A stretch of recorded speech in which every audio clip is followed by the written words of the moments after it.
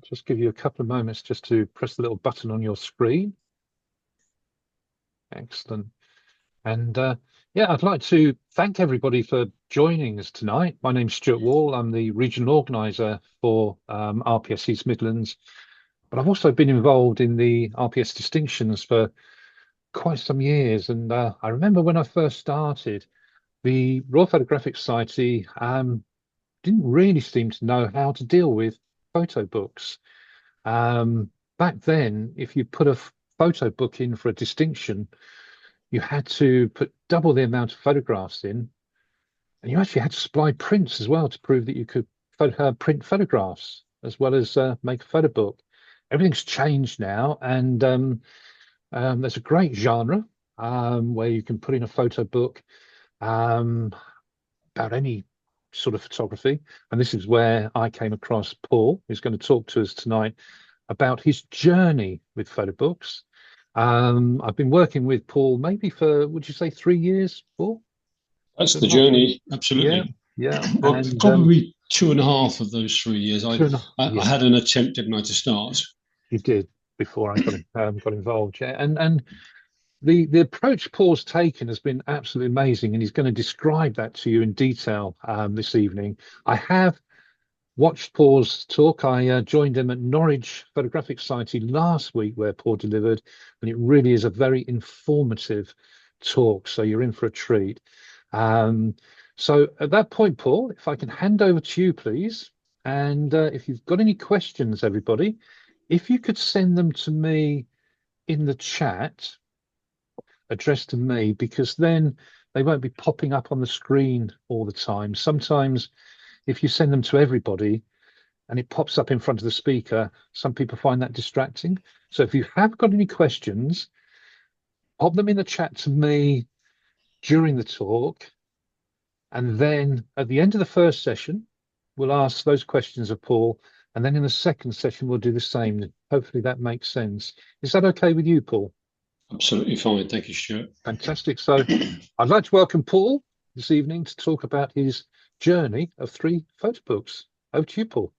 Thank you very much, Stuart. I appreciate the introduction. So thank you, everyone. I really appreciate this opportunity to share my journey. So this is very much about the journey. It's not me talking about the end products and showing you lots of glossy pictures of the final project, which I will do. But it's very much me talking about the journey and disclosing, some issues and the learning curve I had to go through, really to kind of produce a decent product. So I'm hoping by sort of taking that approach, it will be informative and helpful to anyone looking to produce a photo book themselves. Okay, so I've prepared an agenda.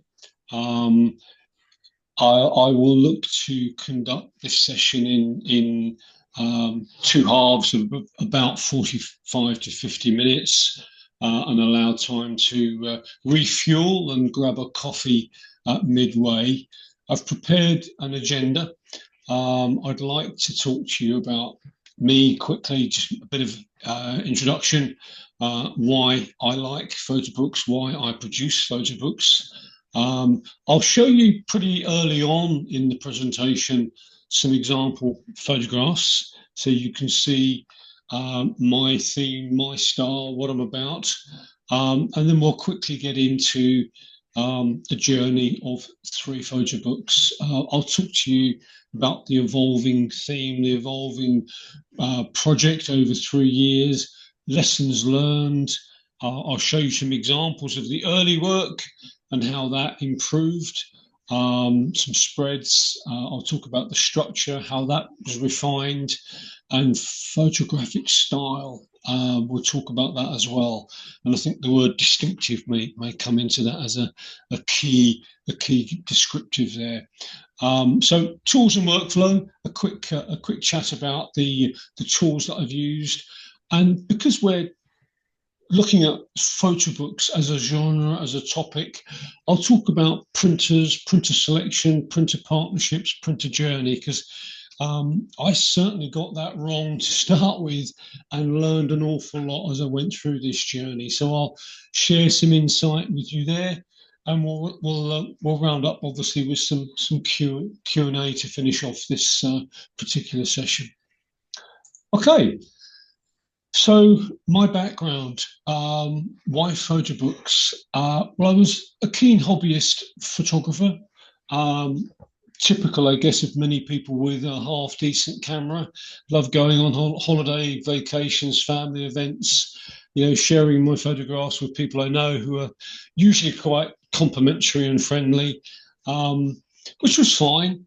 Part of my history, I moved to the area of Bath in 2012.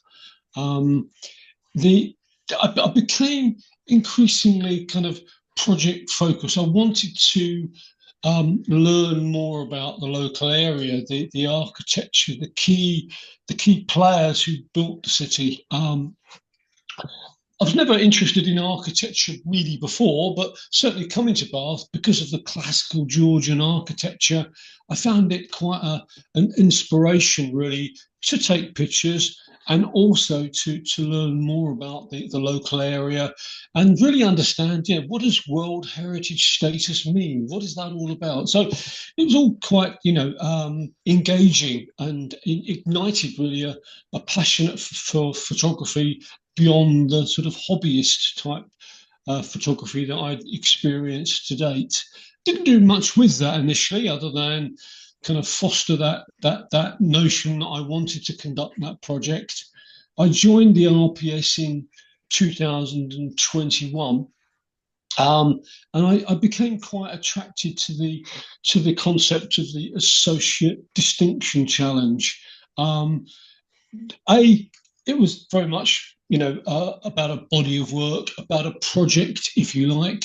And I really liked the idea of using that to submit a body of work for critique and validation, to basically get, a learned eye to look at my photographs and give me critique and learn and improve from that. So the whole notion of the project, joining the RPS, the interest in the Associate Distinction Challenge, all sort of culminated in 2021, 2022.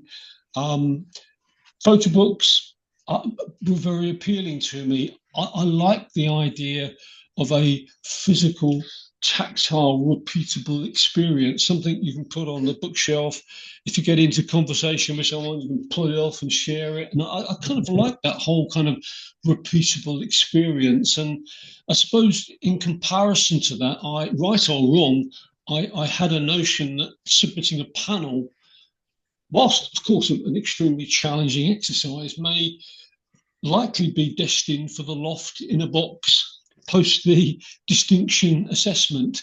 So I like the idea of the book, which would be a repeatable exercise, and also pretty quickly in the whole exercise, in my mind, I wanted to develop the book beyond the Associate Distinction Challenge. I latched onto that notion very, very early in this process, and I was really thinking about the whole journey and the Associate Distinction being a stepping stone in that journey.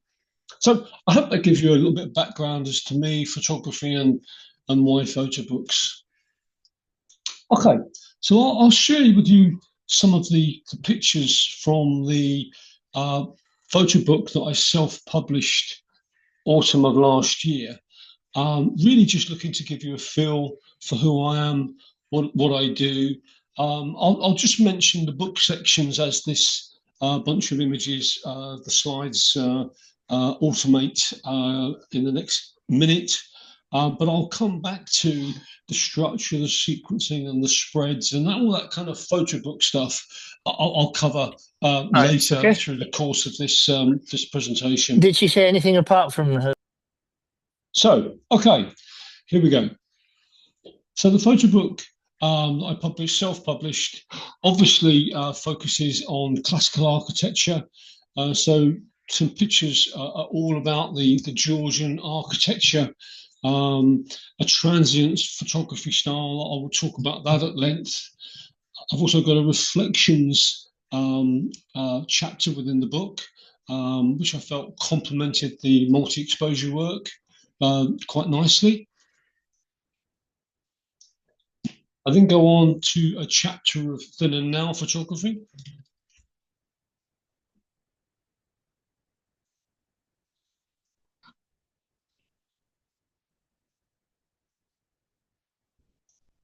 And the concluding chapter of the book is all about sustainability and conservation of this, this wonderful area that I live in, and some views on pluses, positives, and negatives in terms of conservation, sustainability moving forward. So I'm really looking to try and generate an engaging book for those that read the book. Very much focused on buildings, people, exploring an urban setting.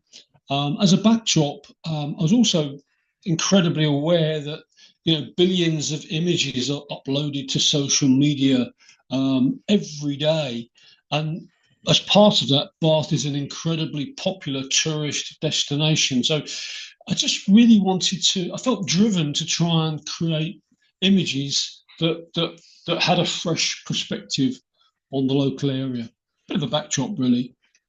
Okay, so that gives you a feel, I hope, of the images within the final photo book, self-published.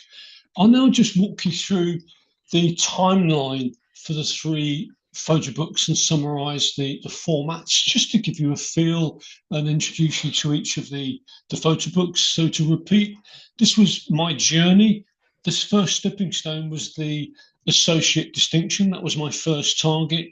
And when I achieved that, I always wanted to sort of drive on, make a fuller production, a fuller book, which I would then challenge myself to take to market and see if I could get people to part with their hard-earned cash as the ultimate test for the photo book. It's a 3-year journey. It's quite a lot of time. I do work 4 days a week, just to put that in perspective. Friday is my project photography day, which I try and sort of keep free and reserve that time. So knowing that I work 4 days a week, with all of the learning curve and the challenges I faced, it's been a 3-year period, pretty much 1 year per book. Okay, so the first book was entitled Essence of Aquasulis, Images of Bath. This book was produced specifically for the ARPS judging panel. That book was submitted for the assessment in September 2022. I won't read all these points. Basically, it was a 52-page book, hardback, 150-gram paperweight. And that, again, was completed in September 2022. A second incarnation of this book, entitled Enduring Structures and Transient Lives, Images of Bath. So a different title. I'll come back to that shortly. This book was an A4 book, softback, perfect bound, 170 gram, looking to have a better, higher quality of experience in leafing through the book. And that book was submitted again to the RPS for the associate distinction in a year later, in September 2023. And then a final book in this trilogy, The City of Bath, Enduring Structures and Transient Lives. That book was very much produced for the public. That book was completed in the autumn of 2024, and the content of that book grew from the 52 pages mentioned previously to 188 pages. So quite a bit more content. I'll talk about how that content developed during the course of this presentation. That book was an A4 book. It was a sewn binding book, 170 gram book. I worked with the printer to really kind of maximize the quality of that book. So each book is tail banded and has a shrink wrap finish. So when I picked up the delivery of those books, all the books were individually packaged. So I knew they would be in a pristine state for the end consumer, which I was really keen to achieve. So three evolving books that were produced over that 3-year period. So let's take a look at the first book in a bit more detail, Essence of Aquasulis, Images of Bath. I'll show you some spreads from this book, and I'll give you a little bit of a preamble as we go through some automated slides, which give you a sample of the spreads from the first book. So here we go. So we've got a square cover, cloth covered, a sample text. For some reason, I chose to centralize it with capitalized font. Georgian architecture with a mix of photographic styles. I then showed some street style, if you like, more people-oriented photography, some graffiti, some carnival street action.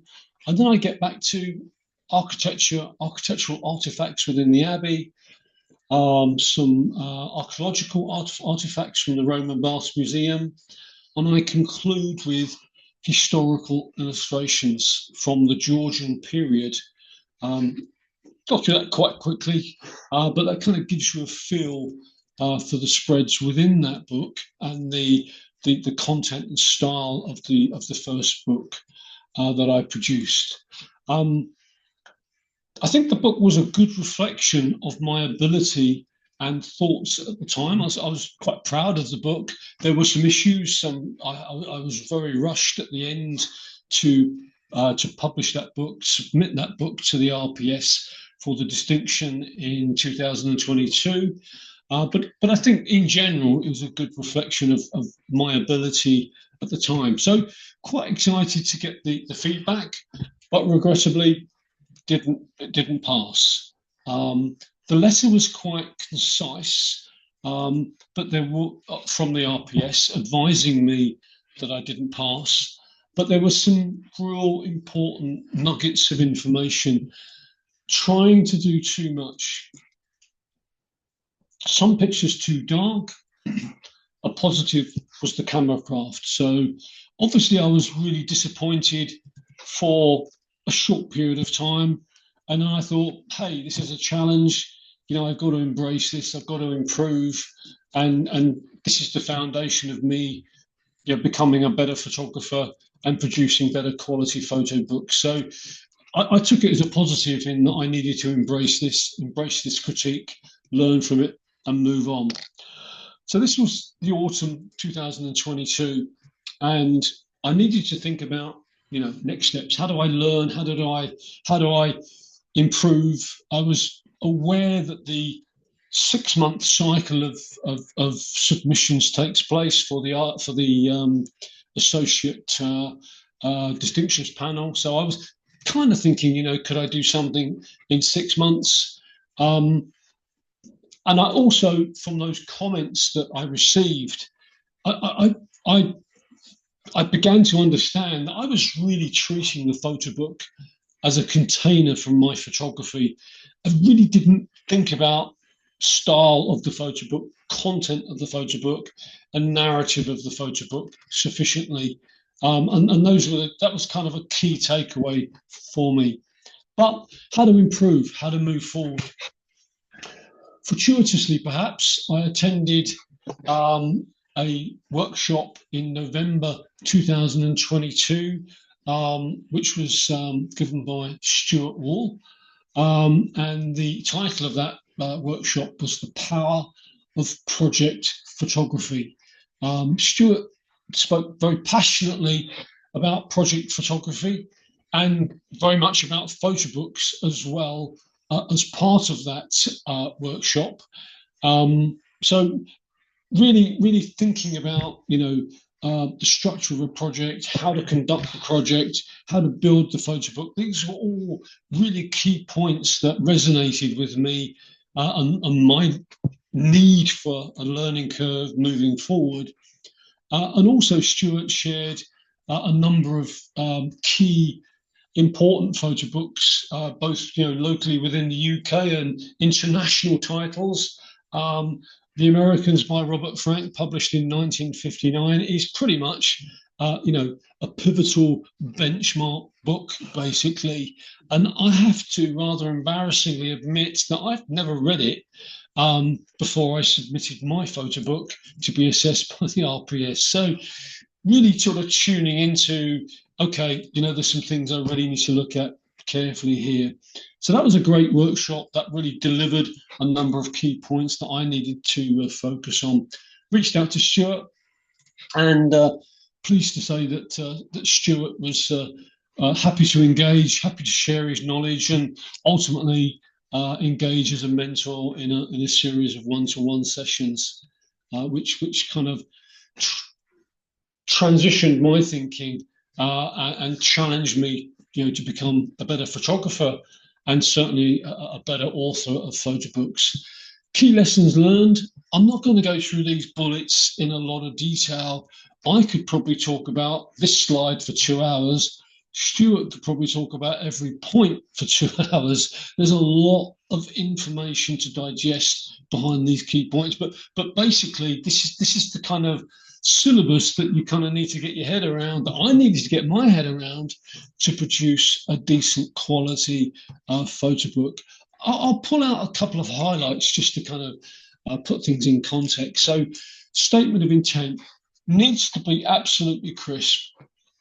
The great thing in myself working with Stuart is that we had the first photo book full of my best intention, but full of my errors, if you like, as a critical reference point. So immediately we were able to look at a book and say, is there a clear statement of intent about this photo book?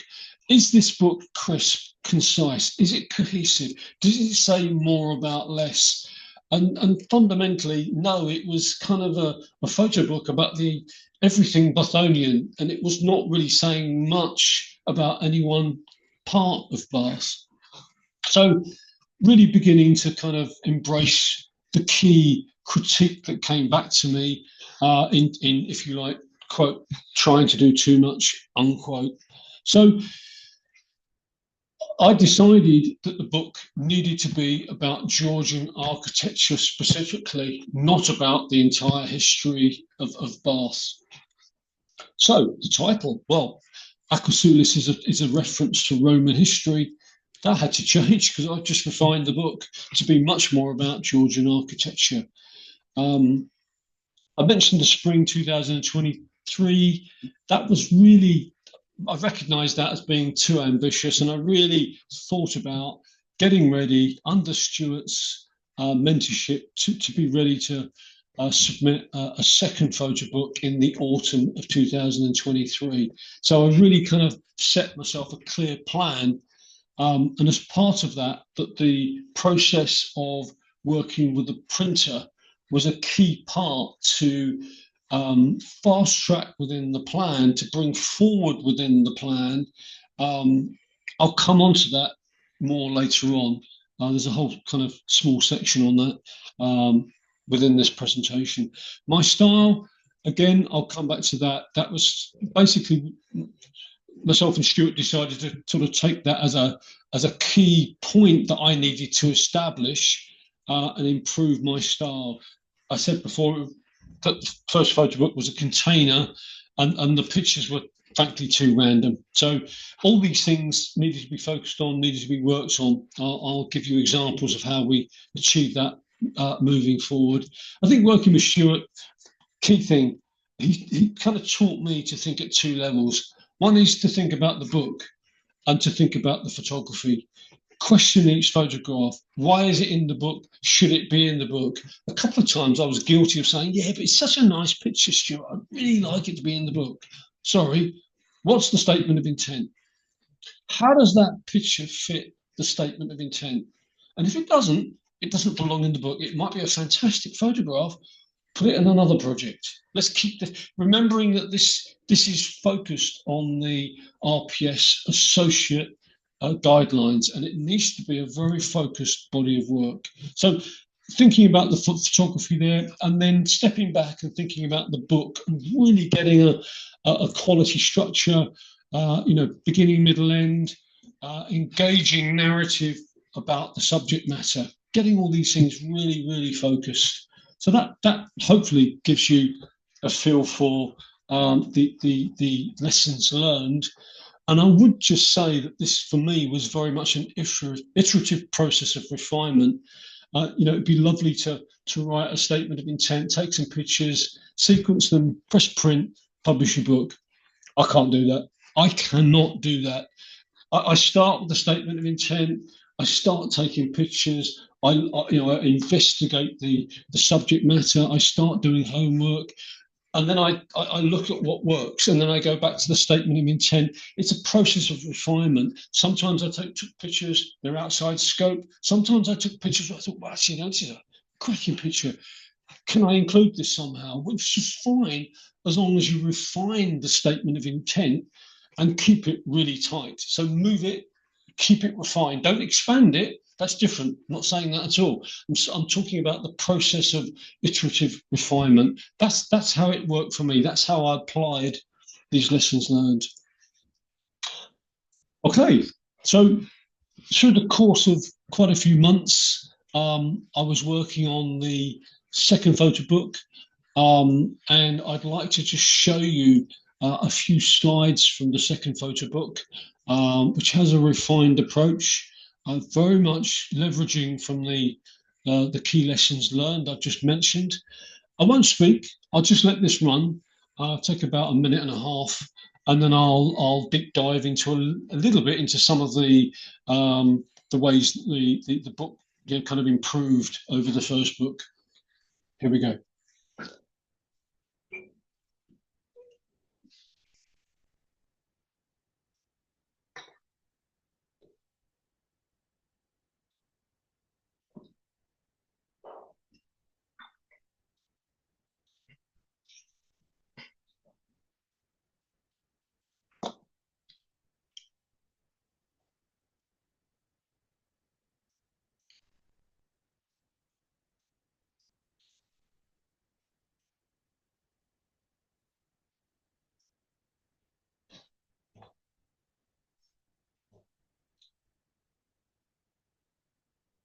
Okay, hopefully that gives you a feel. So that second photo book was submitted in the autumn of 2023. Again, I waited with excitement, and to my delight, euphoria, I was granted an associate pass for that particular photo book.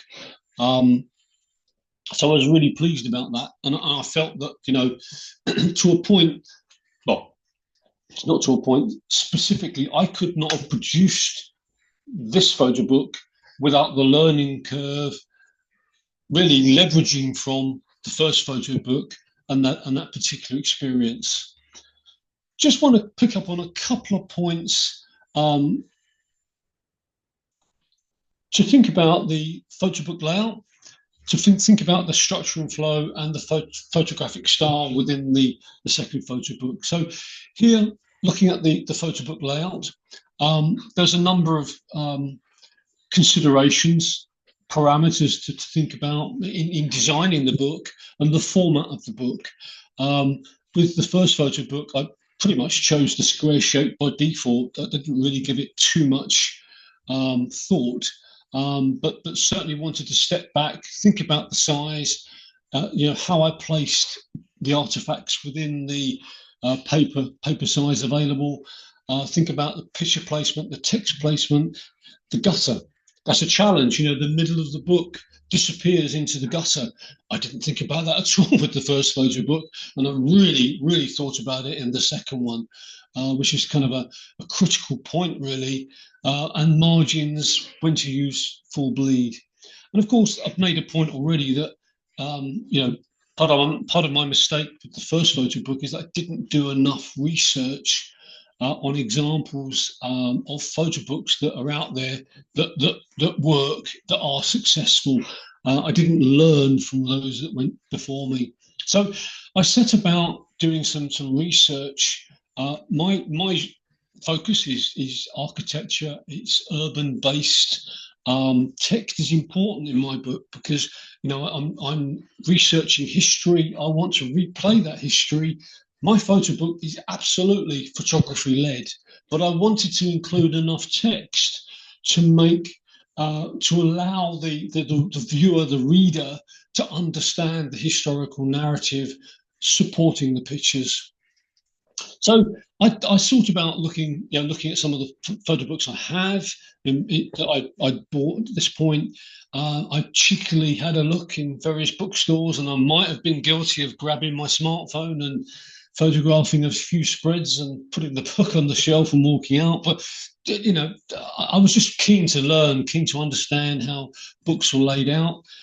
Websites such as the photobookstore.co.uk are also excellent. They are platforms that focus on selling photo books. You can search by keywords, you can search by genre, by subject, by photographer, and then you can view video clips of someone leafing through those books. And all of these are fantastic ways of just looking at what's out there and understanding that, basically what works, and then taking that information, the positive factors, into the design of your own photo book, which is exactly what I did. So here's some examples that I looked at. Here's an example of a fantastic full bleed architectural shot with beautiful symmetry around the gutter. It's using the gutter, and I love that format. Strong architectural presentation in that book. I love the urban setting in this book and the strong black and white tones. This was an interesting book for text placement. I kind of liked the way the text was presented. This book, not about architecture, but a great way to use the A4 landscape format. And then this book was also very interesting, looking at sequencing and the beautiful flow of these images. As a negative, I didn't particularly like the landscape positioning within a portrait page, but that's all part of the learning curve. You see things you like, you see things you don't necessarily like, and it helps form the view of what my design should be, really, as I built the design for the second photo book. And I did a lot of work here, which Stuart very much provoked me to undertake. Okay, so structure and flow.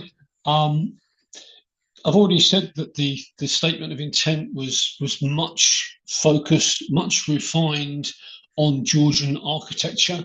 That enabled me to investigate the narrative around that and support that. So I had a tighter knit selection of photographs. Anything that wasn't Georgian architecture related or classical architecture related, I basically rejected straight away. So I had a smaller picture of digital artifacts and pictures to work through, but I still needed to think, carefully about approach and sequencing, to give a positive structure and a positive flow to the viewer of the photo book, something that felt natural as you leafed through the book. So it's quite simple, really. I started off with the historical influence, a chap called Andrea Palladio, an Italian Renaissance architect who had significant influence actually on architecture globally, but in particular on the Georgian architects of the day. He not only designed some fantastic buildings in Italy, classically inspired, he also authored a significant treatise, which is, I think, basically been published into just about every language worldwide, and that kind of shows you the influence that guy had in terms of the architectural revolution. So he's important. I talk about him. I talk about the key architects within the Georgian period. That starts, right at the beginning.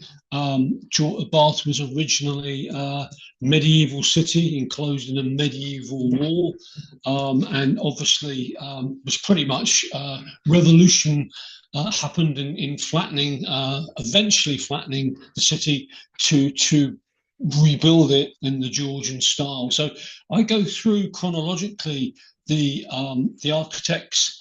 I go to key buildings and locations, and as a sequence, I show a historical illustration of that building, that location, before I get into my straight photography, before I get into my transient photography. And as an example of the transient photography on the cover of the book, I'll talk about that particular style and the distinctive process of evolving a distinctive style shortly.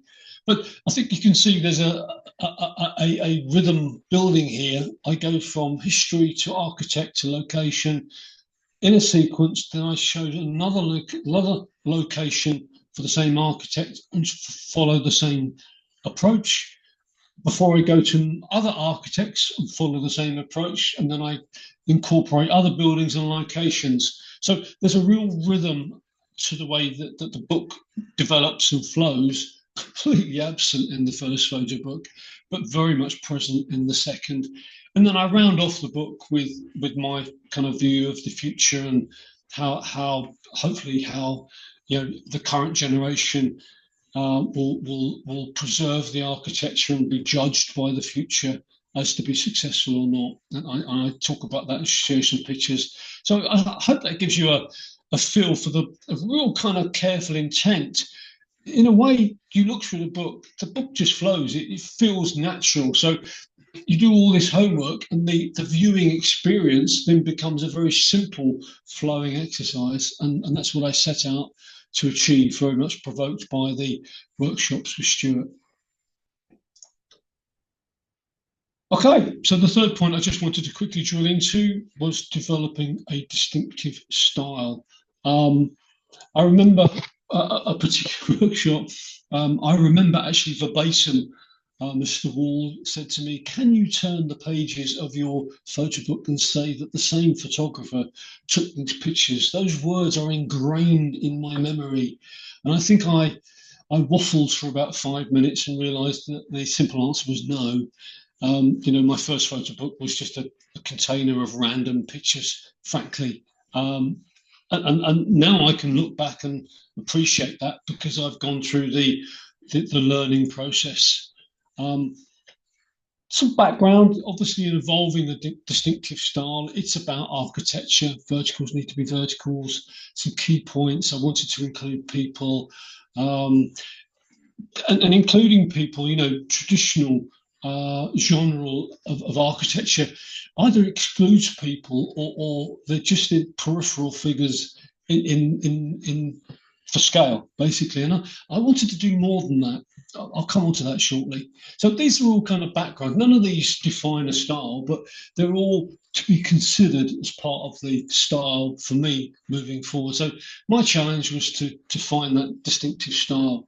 I wanted to bring people into the frame more than normal architectural photography.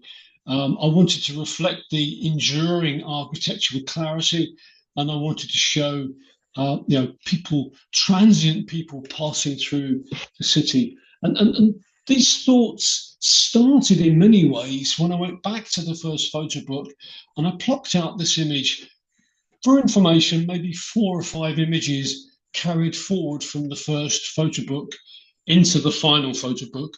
The rest of the images were all cast aside as being outside of that tight brief that I had now decided to work to. I took a lot of inspiration from this picture. It was a long exposure picture, tripod mounted. We've got the Abbey and the entrance to the Roman baths on the right hand side, and I really like the way the urban activity is very present, but I don't think it detracts from the architectural component at all. I don't think it's a distraction. I think it puts relevance and meaning to the urban environment, and that's really what I wanted to explore moving forward in developing my style. So, as well as looking at that particular picture, I decided to investigate the work of some established photographers operating in the field. So I looked at the work of a chap called Martin Romers. I contacted him and bought a copy of his photo book called Metropolis, where he visits 22 megacities across the world. That sounds like a fantastic project, doesn't it? Okay, so he visited 22 megacities. His style was very much long exposure, elevated perspective, and he was looking to investigate the relationship between people and the urban environment, and very much depicting a blurred rush of urban energy in the urban setting. And I really quite liked the way he went about his work. I didn't necessarily want to copy it directly. I'm just looking for inspiration as to what works. And I love that focal point, the homeless person in sort of perfect focus, whilst the blurred urban activity rushes around him. So quite a powerful image, and I really liked his book. I also looked at a chap called Martin Van Oost, a Belgian photographer, a different take. He's very much multi-exposure based, as you can see in the image.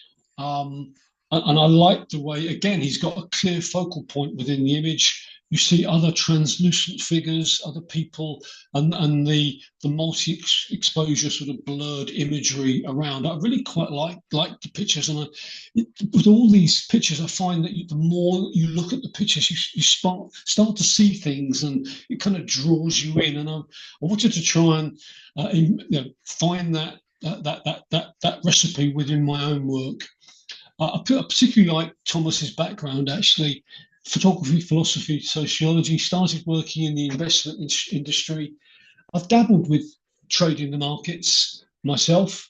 And Thomas speaks about being conscious of a chaotic world that we live in. Well, if you want to study chaos, take a close look at the investment markets and the prices of financial assets and tracking them. It's all about human behavior. That's all the financial industry is about, human behavior. And I like the fact that he's taken his experience of that chaotic world and built it into his own photographic style, and the way he experiments and explores the relationship between people, reality, in the urban space. Third photographer I looked at was a chap called Alan Schaller, who's a successful urban photographer, street photographer, really. Very, very high contrast work, rich sort of black and white, high contrast. Blacks are truly black in his work, and I love the strong composition, strong tones. Alan brings reflections into his work quite a lot.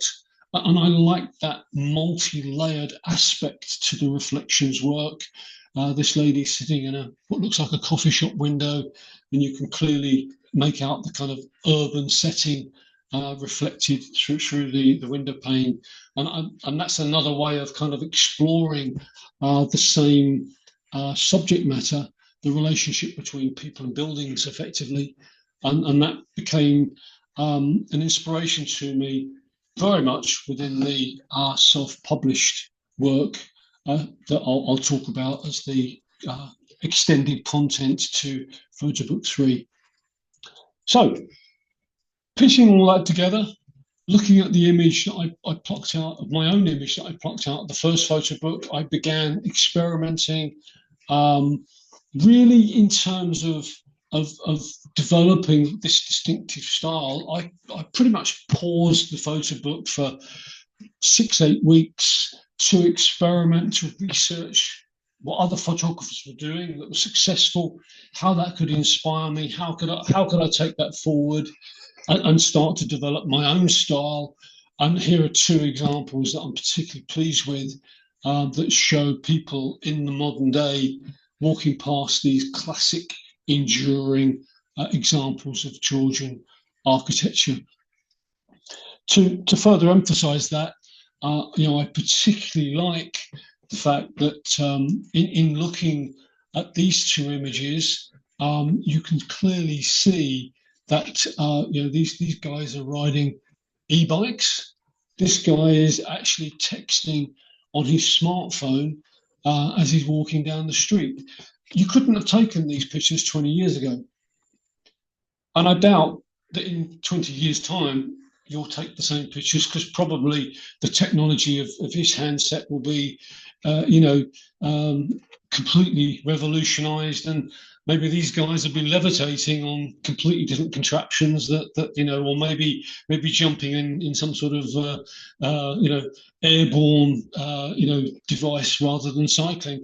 I'm just trying to illustrate. I don't know what's in the future, but these pictures represent today. They represent our moment in time, and I'm really quite excited about the fact that maybe in 20, 30, 40 years' time, people may look back at my work and see a good representation of our generation living in the city in the current time.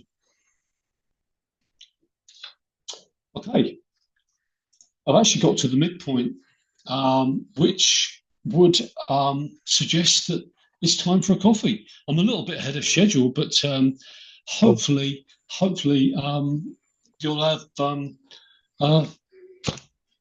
a moment now to go and grab a coffee. Do you want to come in? We have got some questions, Paul. So do you please do. You want to go through those before we go? Yeah, let's go. Far away. So let me just go through them. Yeah, brilliant. So the first question I've got here is actually from Matt, which might be one for me to answer, actually, Paul. Do you want to stop your screen just for a moment, because I want to show people something? Let's go for it, no problem. Excellent. So Matt asks, how flexible are the RPS on the spec of a photo book? Do they accept zines, i.e. slim paperbacks? And does a commercial printer count against you? Well, the second part of that question, the commercial printer, no, it doesn't, but you are responsible for the printing. So whatever you present, you are responsible for the production of that.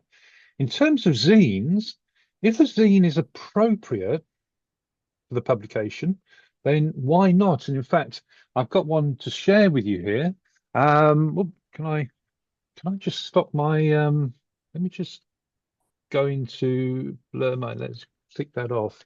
So this was a successful zine, and it was shot by Ben Kremin.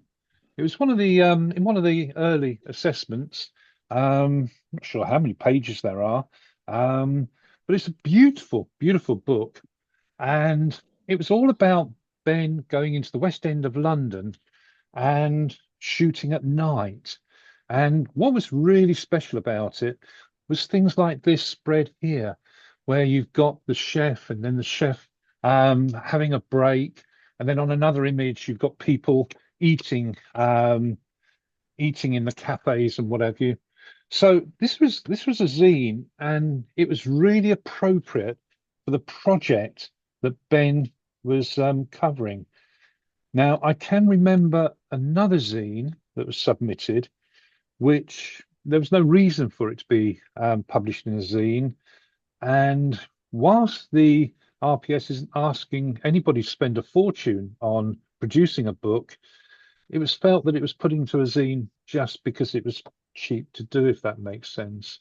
Does that answer your question, Matt? Are you there? Okay. No.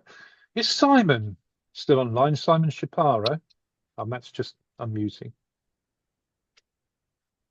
Yes, I'm here, Stuart. That was great. Thank you, Stuart. Excellent. So, yeah, brilliant, Matt. Thank you. So Simon Shaparo is an assessor. He gained his fellowship with a photo book, where Simon made the pages out of the photograph, the plants that he photographed, and then we invited him to join the assessment.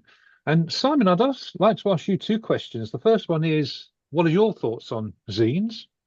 Are they in line with what I've just suggested, or do you have anything to add to that? I think the whole thing is the appropriateness, Yeah.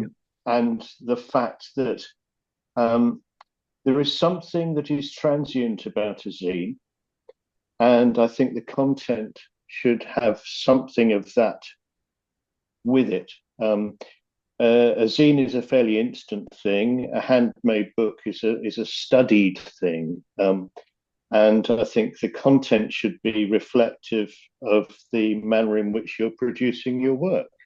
Yeah. And just as earlier Paul was saying that every image has to earn its place in the book or the zine, but it is up to the individual who is presenting their work to present it to the best of their ability in the manner in which they intended to. So I think there is an intentionality that needs to be brought into play at the outset as to how you are going to create your book. So, I can speak for my instance. I as yet have never had a book printed. All of the books that I have created have started with an idea, and I've made the paper for all of the books that I've made, and I've hand produced every single tome, and some of them are weighty tomes. But zines are absolutely relevant. They're of now, and I think if the content is about now, a zine is utterly pertinent. Yeah, fantastic. Thank you, Simon. The other quick question I wanted to ask you was, it would not have been right for me to be part of the assessment team as I'd been mentoring Paul, but I think you were there when the second book was assessed, were you? I was part of the people that said yes to Paul's book. Yeah.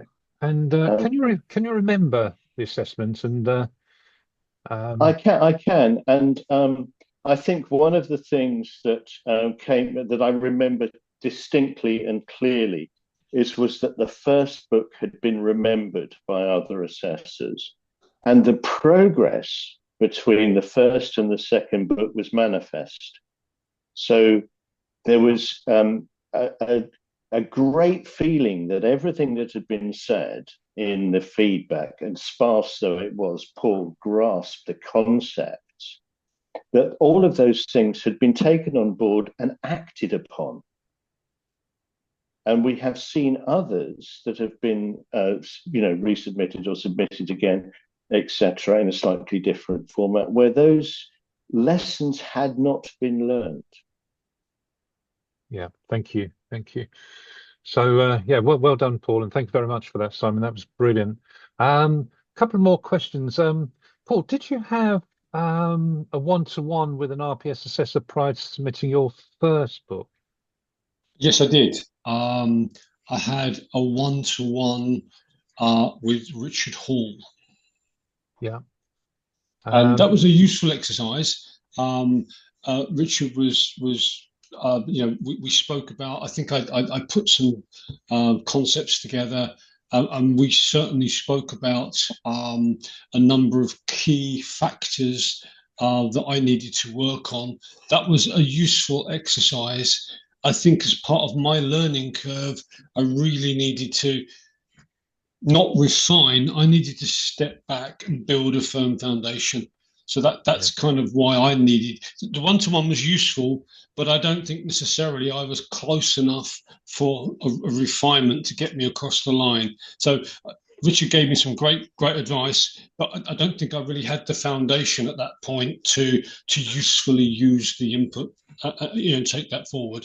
Yeah. I mean, Richard's knowledge of Photobooks is phenomenal and very good. Yeah. But as you say, you've got to be ready for that one-to-one, haven't you? Definitely. To understand it. Yeah, I get that completely. Thank you. Did you go straight? Joe asks whether you went straight for an ARPS or did you do an LRPS, and did you attend an advisory day? Joe, do you mean an advisory day for LRPS or ARPS? Yeah, the ARPS. Sure. Yeah. Okay. Thank you. So I went straight for the associate. I didn't submit any work or a panel for the licenseship level. I went straight in at the associate level, pretty much because I was really attracted to a body of work, a story. And although I struggled with that initially, it's something I felt very engaging about. And that's what I really wanted to pursue.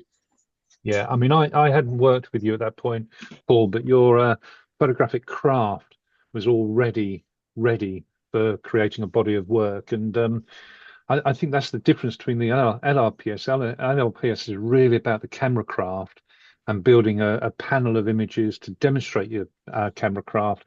But an associate is about that body of work where you're still showing that you're skillful with your camera, but it's about that body of work, about something. So does that answer your question, Joe? Yes, thank you. Yeah, lovely, thank you. So what software? I think you talk about the software in the next bit, do you? Or Yep, the tools, the software, the hardware, I will come on to, definitely. Yeah. There's also a question about binding. If it doesn't come up in Paul's talk, could you ask him to talk about the different types of bindings used in the different books? I mean, that's quite a big question, but I can answer it quickly from my experience, and then maybe Stuart, you can embellish from a kind of wider knowledge. Okay. So the first book was sewn and bound by default. Actually, it was quite nice in that respect, although there were some errors and issues with the book. The second book was perfect bound, which I think worked really well because it's a softback book. It's 52 pages, so it's quite compact, and I think the perfect bound glue binding works really well. I will talk about this more, but just to quickly say, when I went on to the 188-page final self-published book, I really wanted something that had quality and strength. And when I tried a perfect bound 188-page book, which I was looking at the printed proof quite a bit, the glue binding actually completely split. So I think when you look at the structure of the glue binding and the way it's attached to the cover, it wasn't strong enough. And the sewn binding book felt like a lot more sort of higher quality and gave my book a lot more strength. That was my learning curve. I'm sure Stuart will have a more learned view as to the comparison. Yeah, I mean, I think you've summed that up pretty well, actually, there, Paul. Stuart, can I add my 2 pence to binding? Yep. Drumleaf binding is a very useful method of creating. It's also known as a flat lay. This eliminates the gutter entirely and allows you to go full bleed over a double-page spread, and shouldn't be dismissed as a wedding photography format. Too often it is. And the weight of the paper that you use and that you choose to have bound and the finish on the paper all adds to the tactile experience of creating your portfolio of images into a bound book as such. As does the covering material. The covering material is of vital importance also and should be reflective of that which is within.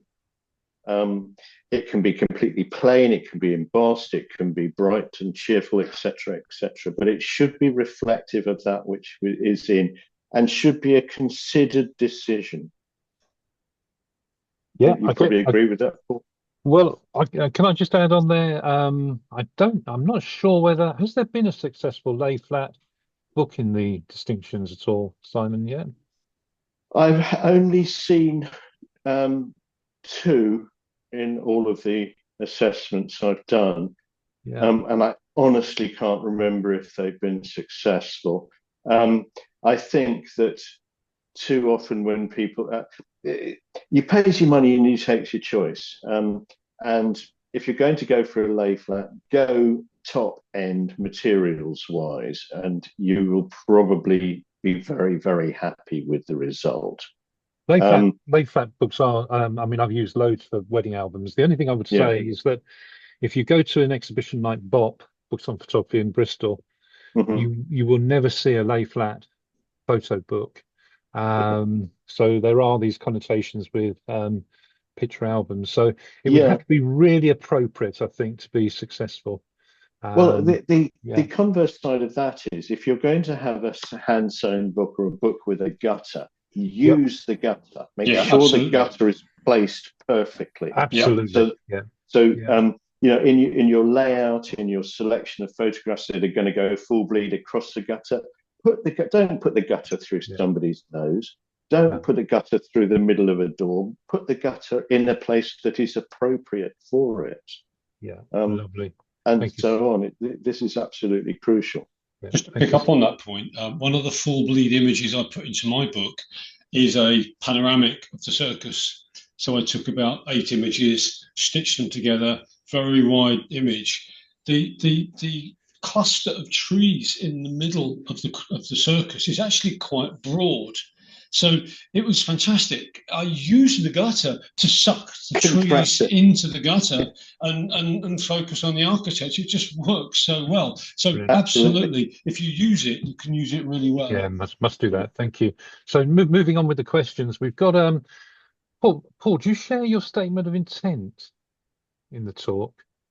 No, I haven't got it. I can if you give me 5 minutes in the break, I'll make it available so we can just have a look at it. No problem. That would be great. Thank you. Maggie says, and I think I can answer this for you, that for your historical illustrations, are there any copyright issues, especially if you intend to sell the book? Well, I think you paid for the copyright. And good question. Didn't you? Yeah, I paid, and I made sure I had an email to cover the permission to use those books for this specific purpose. There are more images in the now component where I do use historical images. It's all covered. I'm not sure there's copyright, but I had to pay the rights to the Bath Records Office to access and use those images. Yeah. You'll very seldomly buy the copyright to an image, but it is the license to use it. So yeah, exactly. Just on those points, you might have images in a photo book for assessment that will never be shared commercially or whatever. The images still need to be legally taken, of course.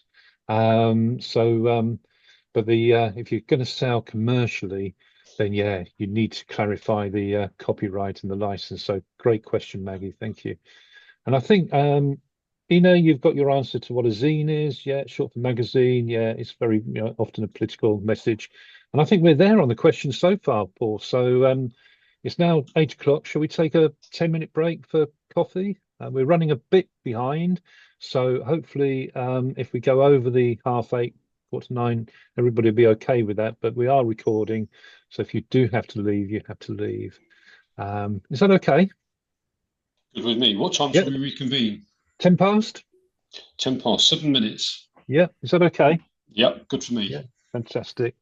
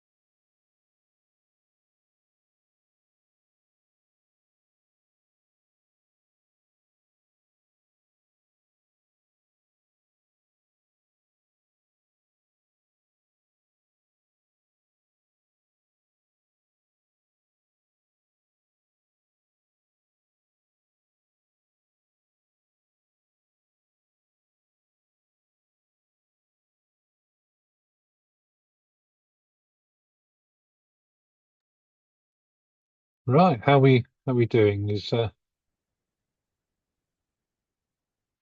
all back? Not quite. Oop.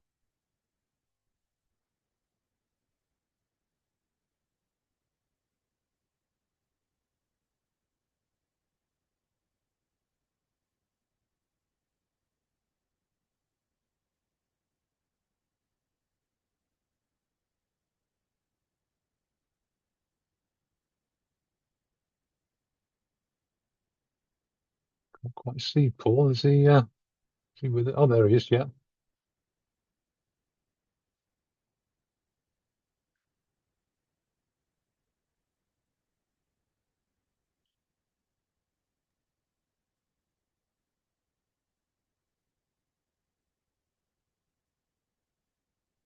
Involved maybe wanted to play that drum. I was never allowed to touch it or never allowed to go near it. But there's lots of accordions. And when I was 10 or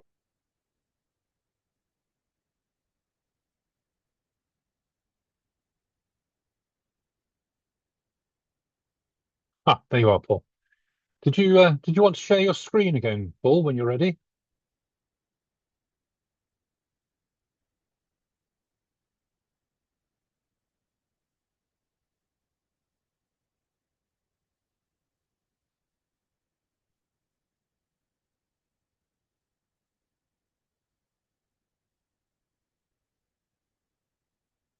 Can you hear me okay, Paul?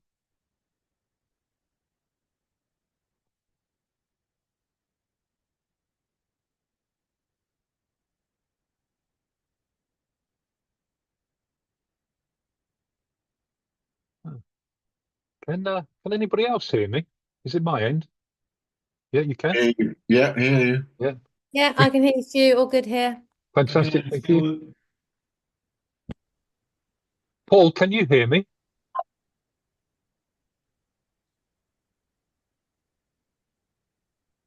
All right. Okay. I'm not sure Paul can. No, He's not somebody's, reacting. No. somebody's just said he's lost his Bluetooth, so he's resetting. That's Oh, okay. Yeah, thank you, Sherry. I can hear you now. Oh, well done. I hear you've been chatting Sherry up in the break. Sent her a message by mistake saying you were resetting your Bluetooth, Paul. Anyway, if you'd like to reset your reshare your screen if that's okay, Paul. And I've then maybe stopped the PowerPoint. I had to come out of PowerPoint mode okay. to be able to share the statement of intent. Oh, okay. Um, We're only seeing the top part of something there, Paul. am I sharing my screen at all? You are sharing a screen, but I'm just getting the top of Word, just a strip Ah, of the top. let me just stop. There we are. No, we can see it now. We can You see can it see now. it now. Okay, Yeah, I'm you really just need to. okay, yes, you can. It's got a green border around it. There we go. So that was a technical challenge to go to another machine and find the statement of intent and bring it back to my laptop. But here it is. Yeah. So all the buildings photographed here are located in my hometown, city of classically inspired architectural city that has achieved World Heritage status. Visit to Bath Record Office proved useful when investigating rich architectural heritage. Few illustrations included wandering the streets prove an inspirational place to take photographs, not only of the buildings, but of the people of Bath too. Through my lens, I seek to explore the interplay between architecture and humanity. Each structure tells a story of the people designed, built, inhabited. Fascinated by the way architecture reflects values, beliefs, aspirations of the city. As a photographer, my aspiration is to create images that convey a sense of awe and wonder at the scale and complexity of the structures we've created, whilst also acknowledging the relative impermanence of human life, transience. We may come and go, but the buildings and structures of Bath are semi-permanent backdrop and to the transient existence of the human who live and visit in the city. Finally, in creating the photo book, I hope to inspire the viewer to contemplate their place in the world and the legacy they will leave. for those who follow. Yeah. Sorry to rush through that. No, that's right. Is there a word count on there? So you've got 281 words there, which I think has changed now. It's with Photobooks, it's 150 words a statement. 281 words. Yeah, so that's changed now. But what you can see there, I mean, do check with the criteria of the photobook genre, which is on the RPS website. But they're looking for a 150 word statement of intent now. But you can put supporting evidence as well. But what you can see there in that statement of intent is exactly what Paul was aiming to do. So as a photographer, my aspiration is to create images that convey a sense of awe and wonder at the scale, etc. So there's the concept. You can understand what Paul's trying to achieve and what he's setting out to do, and that's what a statement of intent is really important. And then of course the photography has got to visualize that. So hopefully that's okay for everybody. And if we can then go back to the PowerPoint, Paul, if that's all right. No problem.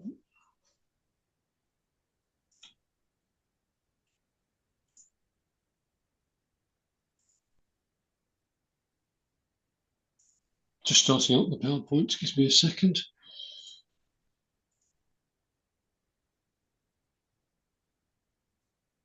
Ooh. Okay, this is the challenge. Share. Let's try again. Okay. So you should now see two yachts, yeah. A boat. Yep. Sorry about this. There we go. Time for coffee. What, another one? No, you're fine. That's where we were, but that's where you left us. So you're ready to go, aren't you? Okay, good. You can see a coffee cup, yeah? We can. We can. Fantastic. Okay, so let's kick off session 2. All right, so I've shared with you the second submission and viewed some sample spreads from that. We discussed the status from the RPS. I'm delighted to have been awarded an associate distinction and sort of covering some of the lessons learned and highlighting those as really a stepping stone to the self-published book, which is book number 3. And I'm looking to just give you a quick feel here for the look and feel, show you the look and feel of the third self-published photo book. I'll keep quiet, run some slides, and again I'll drill into a bit of detail once I've shared some spreads with you.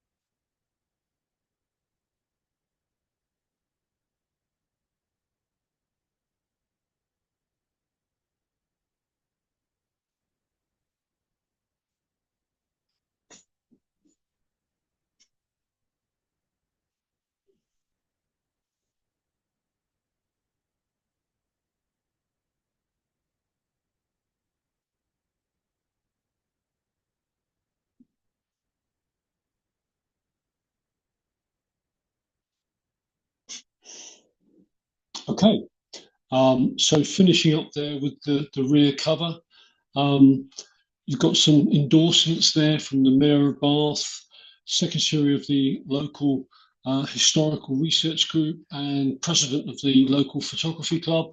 Really just kind of transitioning my thought process here to a commercial footing, thinking about the book being on the bookshelf and people picking it up and browsing and kind of getting a positive view of the book and those endorsements to ultimately promote the book and hopefully make it an attractive proposition for people to purchase. Okay, so I extended the content. Let's just talk about that in a little bit more detail. Again, more commercial with a broader appeal. It's very much wanting to reflect my approach to photographing the enduring architecture within the city, juxtaposed against the transient people passing through the city, very much wanting to keep to that, but extend the approach in a complementary manner. and hopefully in a manner that will appeal to a broader audience. So that's what I set out to achieve. And post the ARPS, that was pretty much my goal. And the book was self-published in October 2024. So the content of the associate submission pretty much translates into the first core section of the photo book that I self-published in 2024. So that section is entitled Classical Georgian Architecture. I refined, changed, titillated some of the content, but essentially it's the same as the associate submission. So we covered that. I spoke about the inspiration from Alan Scholler's work and other photographers too about the reflections, and I really liked the way that reflections photography brought that kind of multi-layered, slightly surreal, semi-abstract feel to the pictures. And it was a dream in that the multi-exposure work involved a lot of post-processing. These images were pretty much straight out of camera. I might have done a little titillation of the composition and boosted the contrast slightly, but essentially the images you see are the images that I photographed. I thought it was a fascinating way to observe the city and record the fleeting nature of people passing through. I love the fact that this lady's walking past the window. This picture was actually taken with the camera facing into the window of an art gallery. So you see the picture here, or a painting here, a couple of chaps looking into a kind of a woodland, I think it is. To the right, that you see through a corner glass. So there's two pieces of glass at 90 degrees. So I've got reflections virtually behind me. I've got diffraction going ahead of me. I've got light bouncing around all over the place in the composition. And I really kind of like the ethereal nature of the picture that's created. I use a multitude of surfaces: glass, paintwork, water, puddles, a whole myriad of different surfaces. And I found it quite interesting as well, because quite often with the sort of photography I take, it's great when the sun's shining, the contrast is high, you can really see the contours of the buildings. And when the weather's a bit flat, the reflections photography actually allows me to kind of continue to find interesting subjects and find interesting, compositions to photograph. So it kind of works really well in that regard. Other bullet points there: mystery. I like the fact that I'm challenging even people that live in Bath. I'm challenging to think, well, gosh, where exactly was that picture taken? It's no longer obvious, and I like that kind of sense of mystery that becomes a part of an interesting part of the book. So reflections, a whole section of reflections photography. I think the concept of then and now photography perhaps can be a little bit cliche, but I think as a section, it complements really nicely to the book that's evolving here. I bring some transient photography into this as well, and it gives us a multi-layered aspect to the assessment of time. We've got the architecture that's multi-centuries old. We've got a picture on the right-hand side that's the current day.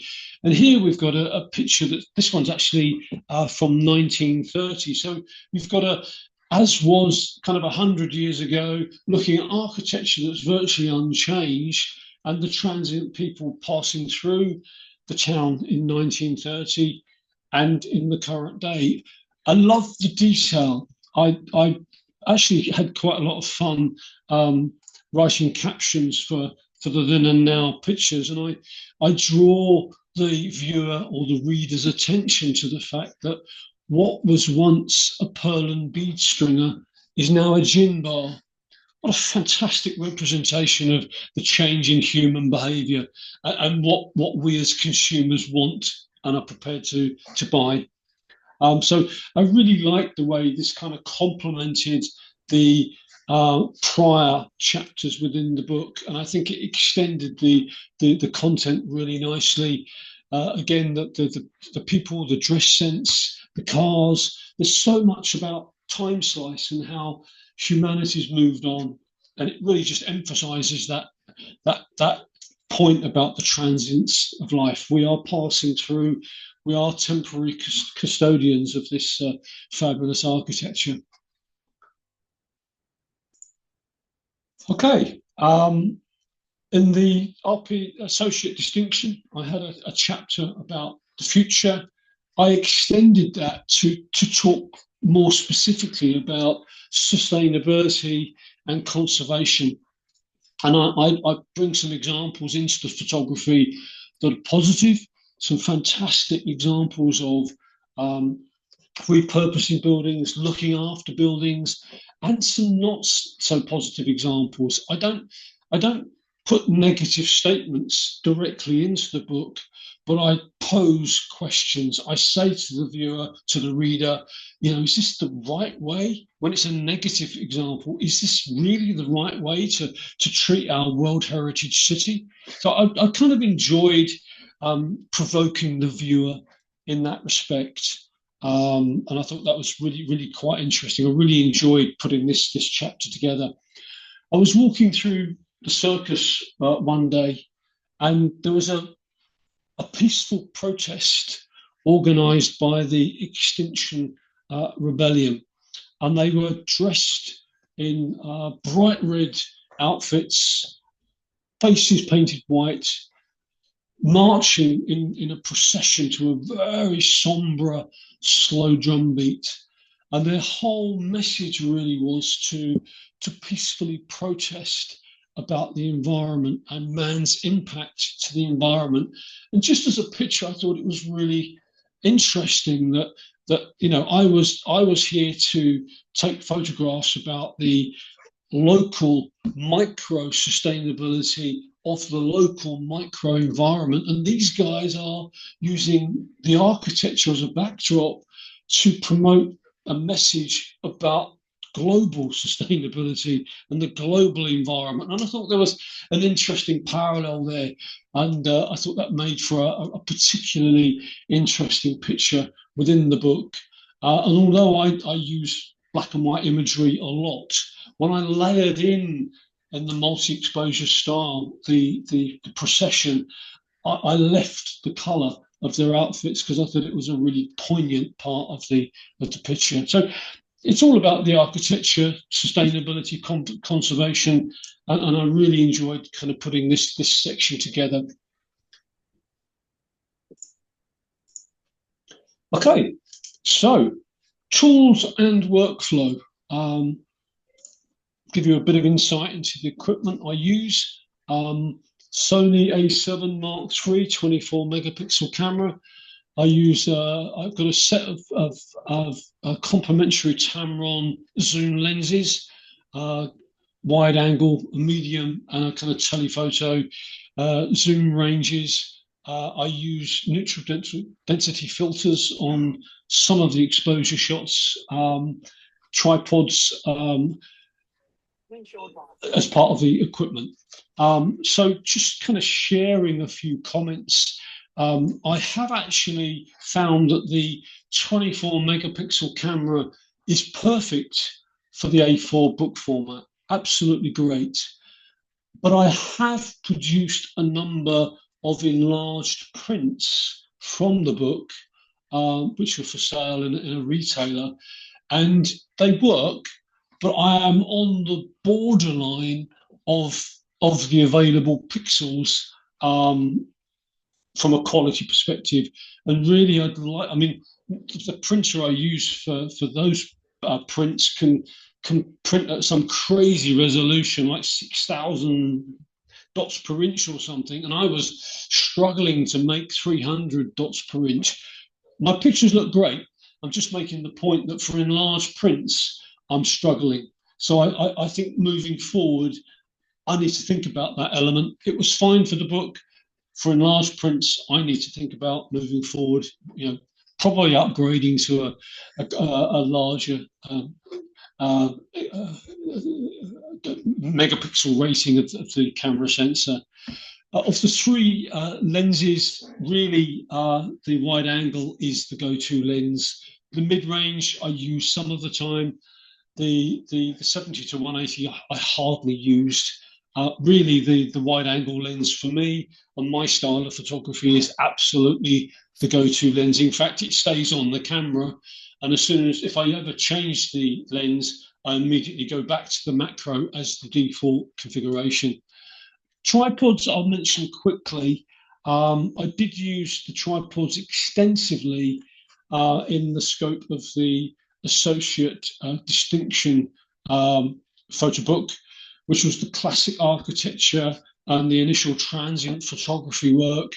I used to set up the tripod very deliberately. I picked the location, picked the composition, set up the tripod very carefully, mount the camera, frame the picture as I wanted, prepare the stage, and then I'd wait and I'd take a few pictures of kind of the virgin canvas, the virgin composition, and then I'd wait for the actors, the transient people to arrive into the frame. And if something interesting happened, I then captured those people moving through the frame. And I used the computer to obviously multi-layer and bring those images back together to create the final image that I wanted to present within the book. When I got to the reflections work, and indeed the then and now work, which some of the then and now work was very similar to the scope of the original associate book, I was very much more fleet of foot. I very much more reacted to what I saw, hardly used the tripod at all. And even when I was doing transient work and I was working in a multi-exposure mode, I found that actually the tools, the software tools for aligning layers and overlaying layers worked really well. So if I didn't move the camera very much, I was able to realign the images almost perfectly in the computer. So I think it's a personal choice. I think the tripod's great. It slows you down. It makes you think about the creative process. It makes you work in a very deliberate manner. If you want to work in a very creative manner, very much fleet of foot, very much reactive, then obviously there's no time to do the tripod setup. I can work both ways. That I sort of found as my technique evolved. Software-wise, I think the tool set's pretty common, pretty standard. I use Lightroom, I use Photoshop from the Adobe suite. Lightroom, I guess most of us use, or a lot of people use for cataloging, culling, shortlisting, flagging. It's great for black and white conversion. I shoot color, I do the black and white conversion in post-processing. Lightroom's fantastic for correcting of verticals. I should have mentioned for the wide angle lens, I don't have a tilt shift. I use wide angle. I try and minimize the distortion of the perspective, and then I know that in the final post-processing I can actually correct that. I lose a few pixels in doing that, but it works quite well.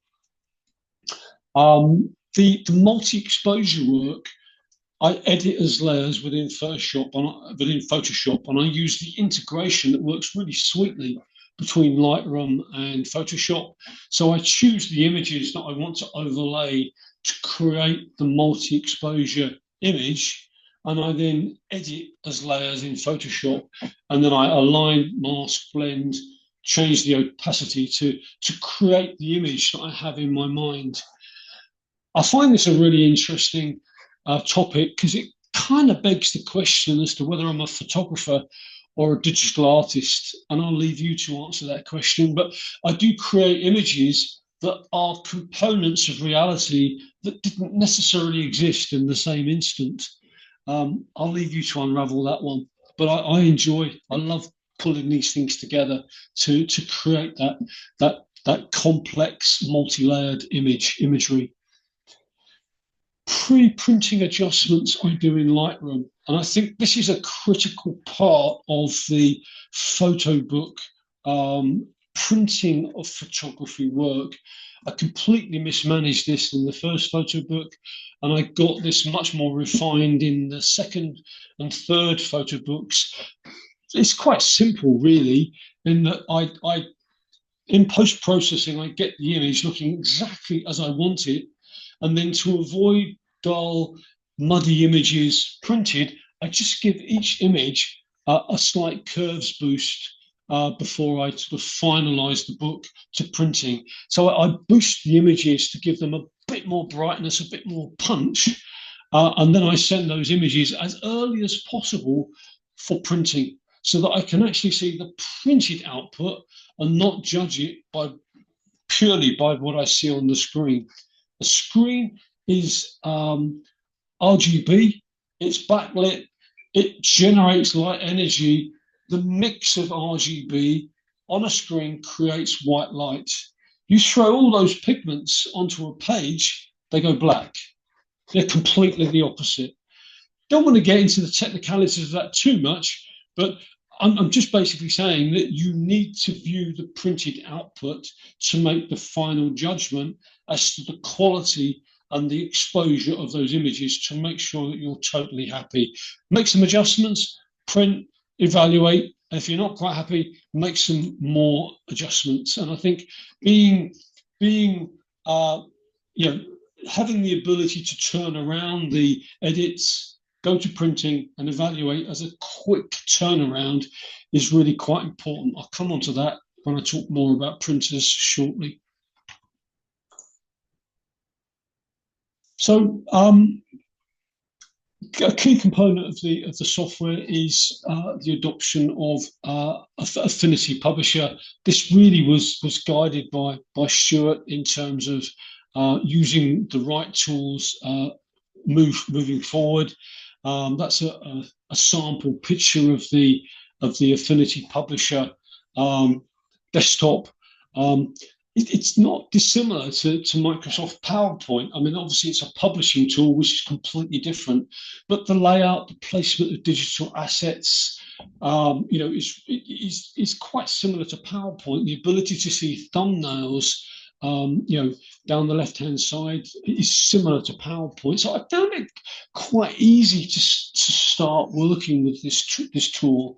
And it really is a tool that's built for the publishing process. It's fit for purpose, purpose-built, and it does absolutely what it says on the tin. So I think trying to use the publishing software, which is something I did, the printing, a number of the initial printers I used have web-enabled software that you kind of place text and an image into. I tried to use that initially. The flexibility in this tool way outstrips that, and I think it's best to use a proper tool that's fit for purpose. It took me about 4 to 6 weeks, I would say, to get up to speed on this tool as part of the learning curve. I was taking pictures, I was creating content. It wasn't 4 to 6 weeks just looking at this tool.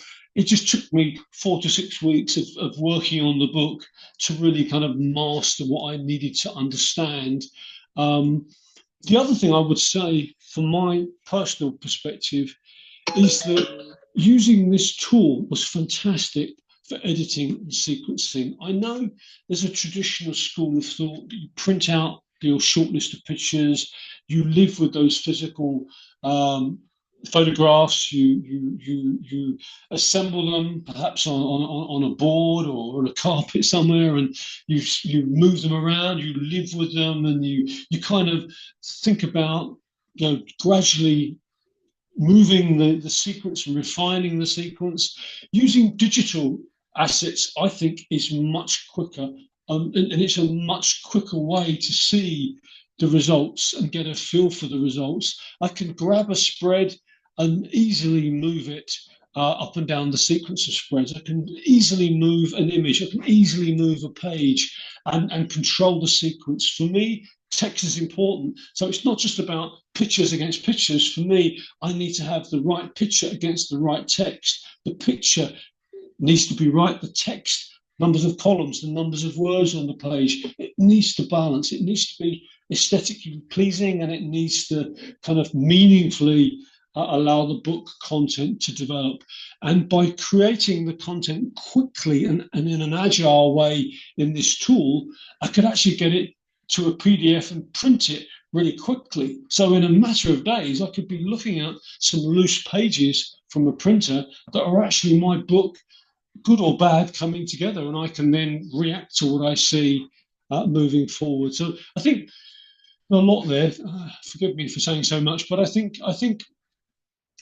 using the right tool and working in an agile way can really accelerate the book production and bringing those assets together. Hopefully that makes sense. Just to talk about printing and the self-publishing journey aspect of printer selection in a bit more detail. So the first photo book, I'll go through each photo book in sequence. The first photo book, I initially used Bob's Books. I personally found the process inflexible. My first print I really didn't like. That cost me time I didn't necessarily appreciate would happen. And yeah, there were some aspects of using that particular company that didn't work very well. I didn't understand that the images might look dark, and they were really dark in the Bob's book. I switched to, this is before I was working with Stuart. Obviously, I was working under my own volition at this time. I switched to a company called Rosewood Atelier, a French company. And that was the company that I actually used to print the first book that I submitted to the RPS. Observations, the process is using the online printer software, which I mentioned before. Very easy to learn, but it completely lacks flexibility and control. To be honest, it's great for hobbyists. You know, if someone wants to produce a book of a family event, wow, what a fantastic product, and so easy to use. But for what we want to do in constructing really quality photo books, I think it just doesn't have the finesse and the control.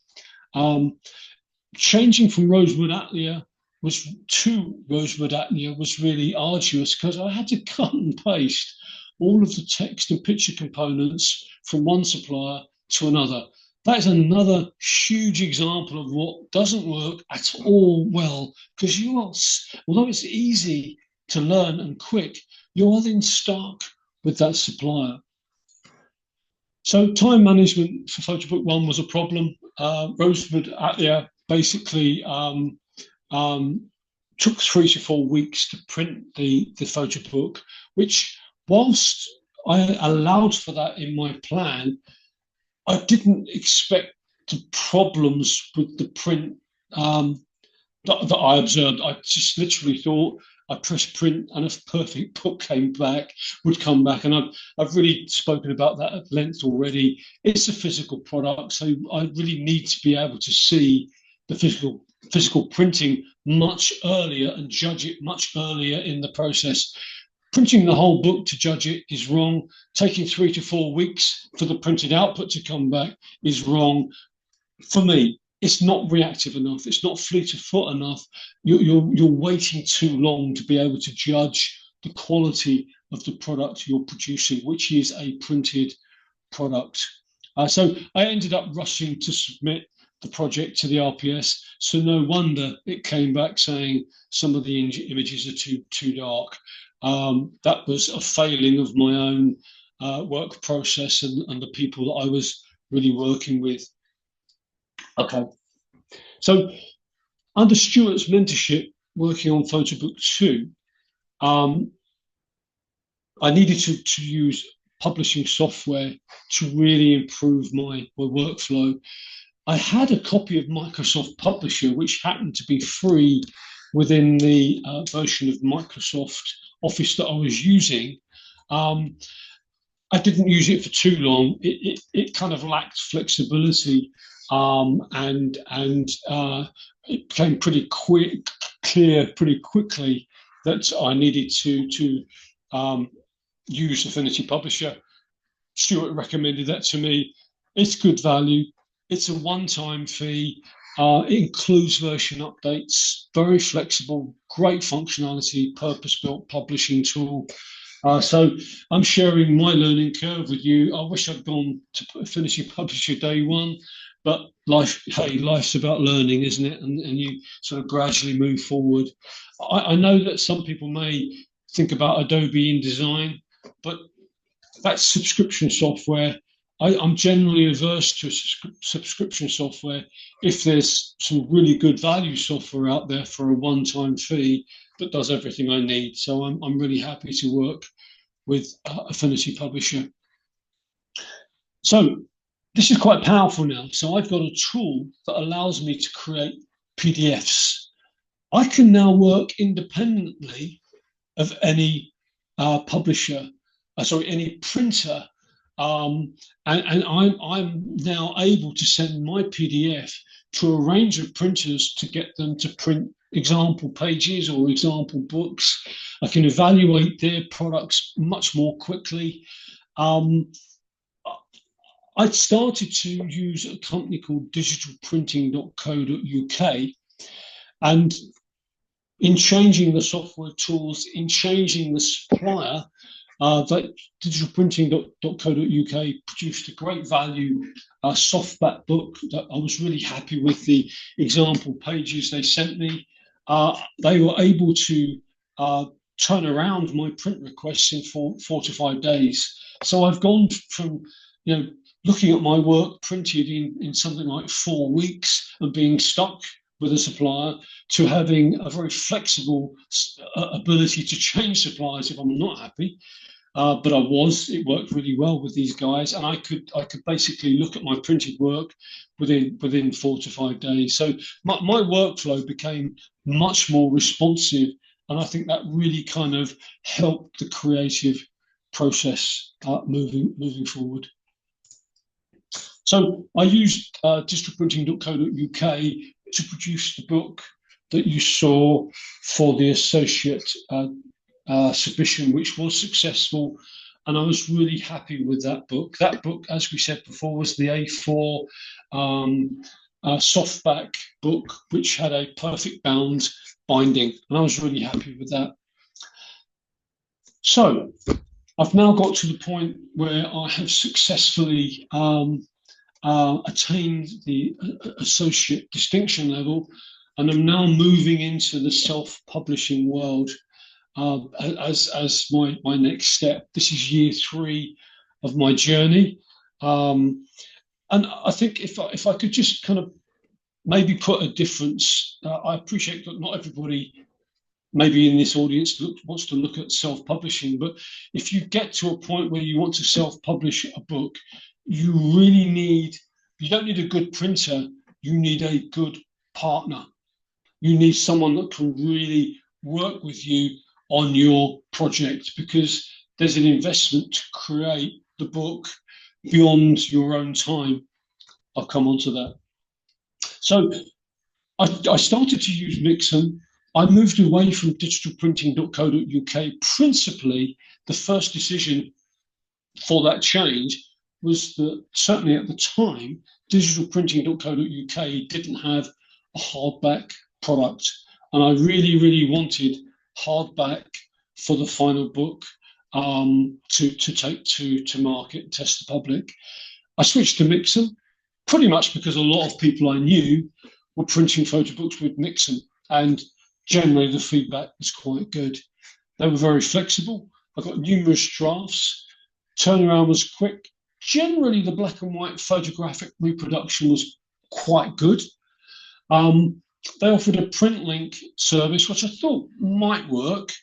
But as I got further into the project, I kept receiving books with blemishes, splodges of ink where there shouldn't be splodges of ink. And I found the variation in black and white tones to be a problem. black and white printing using the CMYK digital process is a challenge for any printer. If you don't have exactly the right combination of ink, you don't get black, you get a hue. It might look warm, it might look slightly sepia, it might look blue, slightly cold, and it's all down to the ink combination at that particular time. And I made a bit of a mistake thinking I need a printer who can print perfect black every time. It's a bit more complicated than that, in truth. I'll come on to that shortly. My Mixon book, I actually printed a version of it, 180 pages, which I used as my principal proof reference book. I was a bit unhappy with the quality from Mixon, and I took it to talk to another printer. And as that other printer was going through the book, they said, actually, this book's good value. And precisely at that moment, the perfect binding completely split. So I would question, there may be examples where, a good book, perfect bound could work, but it was another element of the Mixon book that was a problem. And at that point, I became, it was a decision that I had to find the right partner. I would say one thing about Mixon, which is a complete positive, and every time I went to them and said, there's a problem, there's a splodge, there's a blemish, there's a problem with the tones, they instantly refunded my order. So commercially, absolutely fantastic. My problem was I wanted to print a huge batch of books to take to self-publishing, and I didn't want to spend all of my time doing quality assurance. And actually, if I was to go with Mixon, I'd have to check every page of every book to clear it as being good enough to go to market. And that was just way too much time.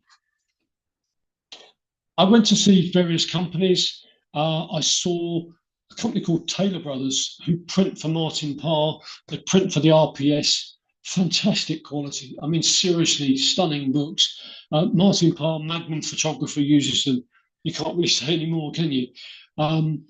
But fundamentally, I couldn't afford it. The only way in this environment, the only way to get my cost per unit down is to print significant quantities of books. Then the price per unit comes down.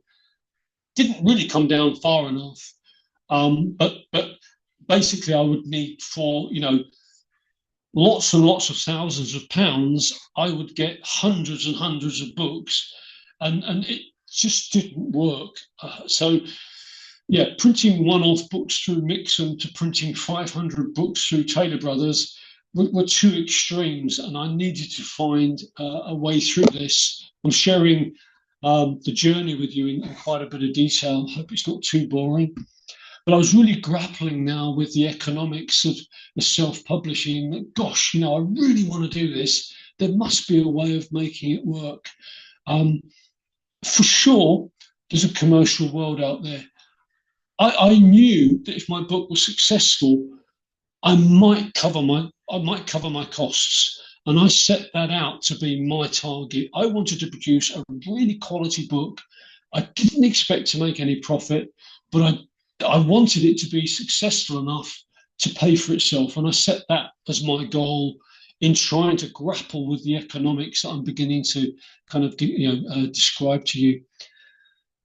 The final element of that commercial picture is that if you go and talk to retailers, most book retailers will say, Mr. Gooch, we love your book.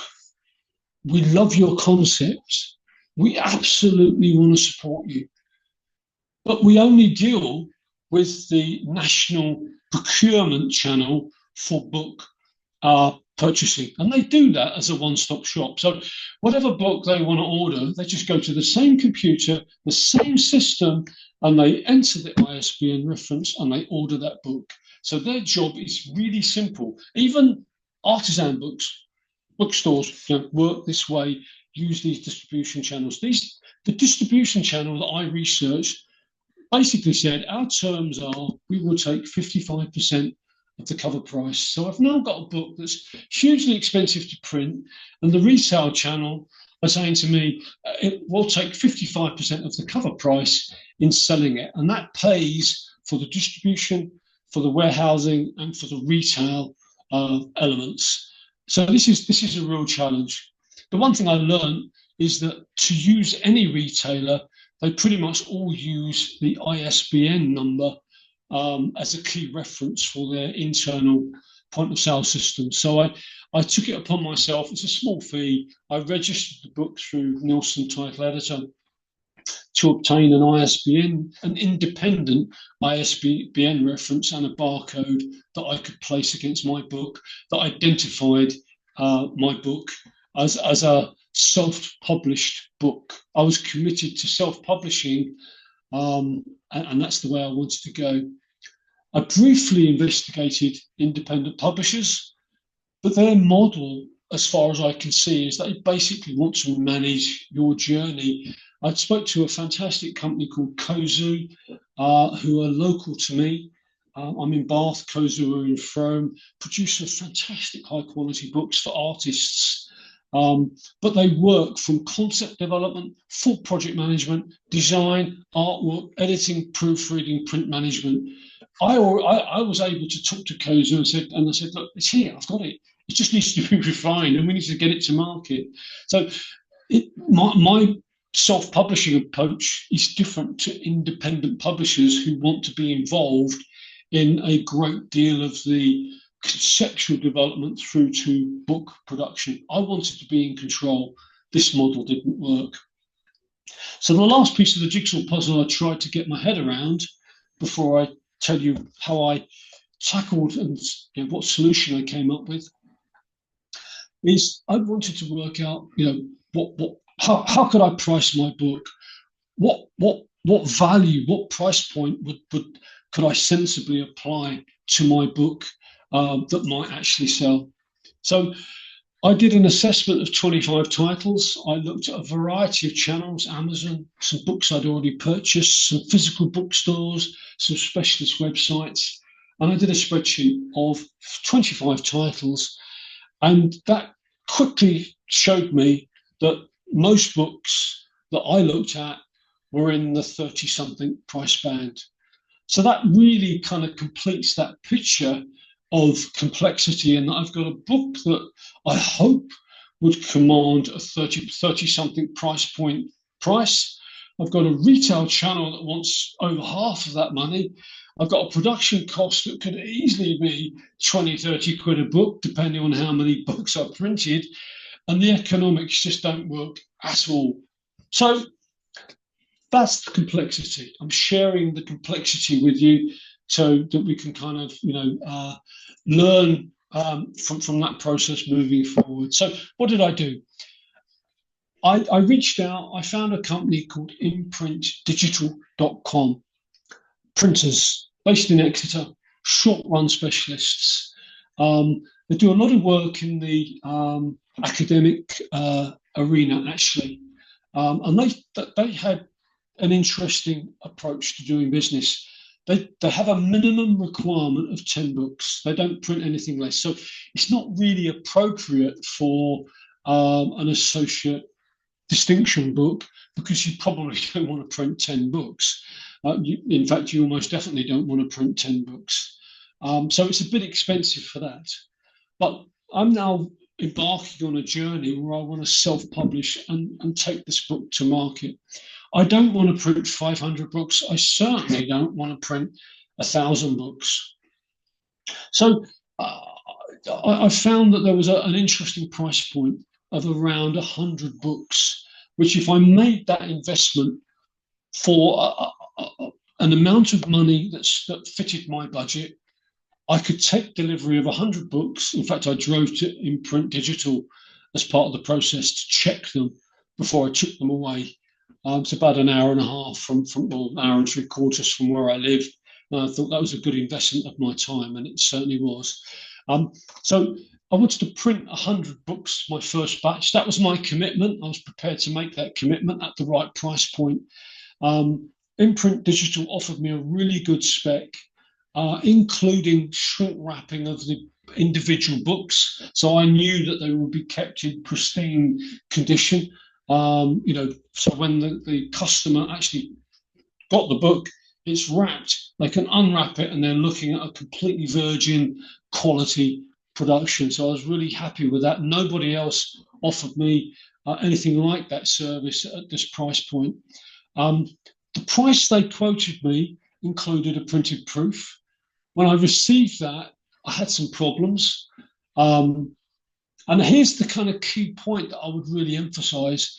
I started to exchange emails with the manager of this company, and he really tuned into what I was trying to do. A partnership was formed. He said, "Mr. Gooch, I understand the quality now of the book you're trying to produce." And we agreed a process where a book version that they printed I was really happy with, I would post back, and they would then put on file as a reference copy. And that would have really nice black and white tones. The colors were really neutral. The tones were really deep. Really, really happy with the book. So the point was, when we came to produce the batch of 100 books, they would check the first pages coming off the printer against that reference copy and make any corrections at their end and reprint. And then they would go to, when they were ready, it matched, they would then produce a batch of 100 bound shrink wrap books. This gave me, by far, way and above anybody else, the right mix of cost, quality, customer service, and someone I could trust. I was really worried that I'd produce 100 books, and based on the examples that I got from other printers, I would be worried that I could take that product to market. Whereas I really felt that with these guys, it would work well. In fact, just to illustrate that point and make one last point in a bit more detail, I actually ordered 110 books because I knew that I would have to give certain copies away to get interest and to entice people that I wanted to work with to look at the book, so to give them a complimentary copy. So I went for 110 copies. When I arrived in Exeter at the print workshop, they had close to 100 books shrink wrapped. The manager's team had been through every book and checked them. And on about 15 books, they found a microscopic dot of oil from the binding machine. And they found, through looking at my book, that there was a minute, tiny leak in the mechanism of the binding machine. I can't ask for more. They outsorted those books. And actually what I did was brilliant, because I paid full price for the close to 198, whatever it was. And I then agreed to take most of the other books at half price. I just said, look, I'll have them because I need to give 3 copies out. I'll give you half price for those. These guys are commercially wired people. The relationship was absolutely fantastic. To put the investment in context, because I'm kind of aware of the fact that I may be frightening a lot of people off from embarking on a self-publishing journey. I think it's been a fantastic journey and a simple extension of my learning curve in producing photo books. I love the fact that I'm getting it out there in front of people. I love the feedback I'm getting from people who are not photographers. They are just looking at a book and really, really enjoying the experience. And I'm getting that feedback because I self-published it. I took the book to market mid-November. The outlay, which is the pink bar, is the hard cost that I encountered in paying the printer upfront for the batch of photo books. From the 11 weeks from mid-November to now, my sales have generated revenue to cover 58% of that outlay in just 11 weeks. I'm over the moon. I'm really happy. I think there's every opportunity of selling all 100 books. And I think I will achieve my goal of covering all my costs. There may even be a very tiny margin, but it won't be a lot. It won't. A businessman would kind of laugh at the project. My goal is to cover my costs, and I'm well on track to do that. So I think I'd leave that positive message with you. I think if you have a good product, if you know your market, if you create a product that the market desires, go for it. Absolutely go for it. I'd really endorse it as a concept and encourage people to embrace that final step of the journey. Quick reflection for you. This may be positive, obvious, but I'll spell it out. I won't go into this chart in too much detail, and I apologise. I'm struggling for time a little bit, so I'll try and speed up. But this is my assessment of my time spent with the third photo book. And I'll just point out a few highlights. As you'd expect, the orange segment is the photography. And over the first 6 months of this 12-month period, I took a lot of photographs. As the photograph content came together, I needed to spend more time editing sequencing, which is the yellow, and I very much fast-tracked the printing. I started printing really early in the process to evaluate the printed output, the quality of the printed output, so that when it came to the end, I was really confident about the printer and how that worked. And of course, if you're going to, the blue is working with the printer, getting sample prints back, evaluating the print, making adjustments and reprinting. And then the marketing, of course, I'm going to the market, I'm trying to sell my book. So I'd encourage you as early as possible to get a proof book, get out there, start talking to people, and obviously get feedback. That they might say to you what works, what doesn't work, and you can use that in the final versions of your book. So it's an iterative process of going through all of these topics and spending, as you go through the timeline, spending less time with the camera and more time with the book, and then more time with the marketing, networking, and comms. There's a whole load of aspects to think about in marketing the book. I won't go through this because it's a bit dry in terms of self-publishing, but fundamentally, if people don't know about your book, they can't buy it. So how do you get the message out there? Rather than go through these bullets, I'll just share with you some examples. And I would say that the process of marketing and comms isn't completely an iterative process. The marketing and networking and the press and the social media you do initially needs to evolve, needs to grow, you need to react, work out what works and do more of it, all that sort of good stuff. It's kind of obvious, really, but you can't just send out an email campaign and expect the book to sell. It's a constant process of refinement. So I'd like to share with you some of the examples that I've created. I'm really pleased to say that the Bath magazine, a glossy magazine, it's a freebie, distributed free to thousands of addresses across Bath, coffee shops, retailers. I met with the editor in November, and in February I've got a 3-page article. So that's in the current edition. I've got a 3-page article with some sample prints. I spoke to the editor. It's really interesting, actually, because she said to me, can you write an overview, but don't describe your architectural photography, because people of Bath know about the architecture. Tell the people of Bath why you took the pictures.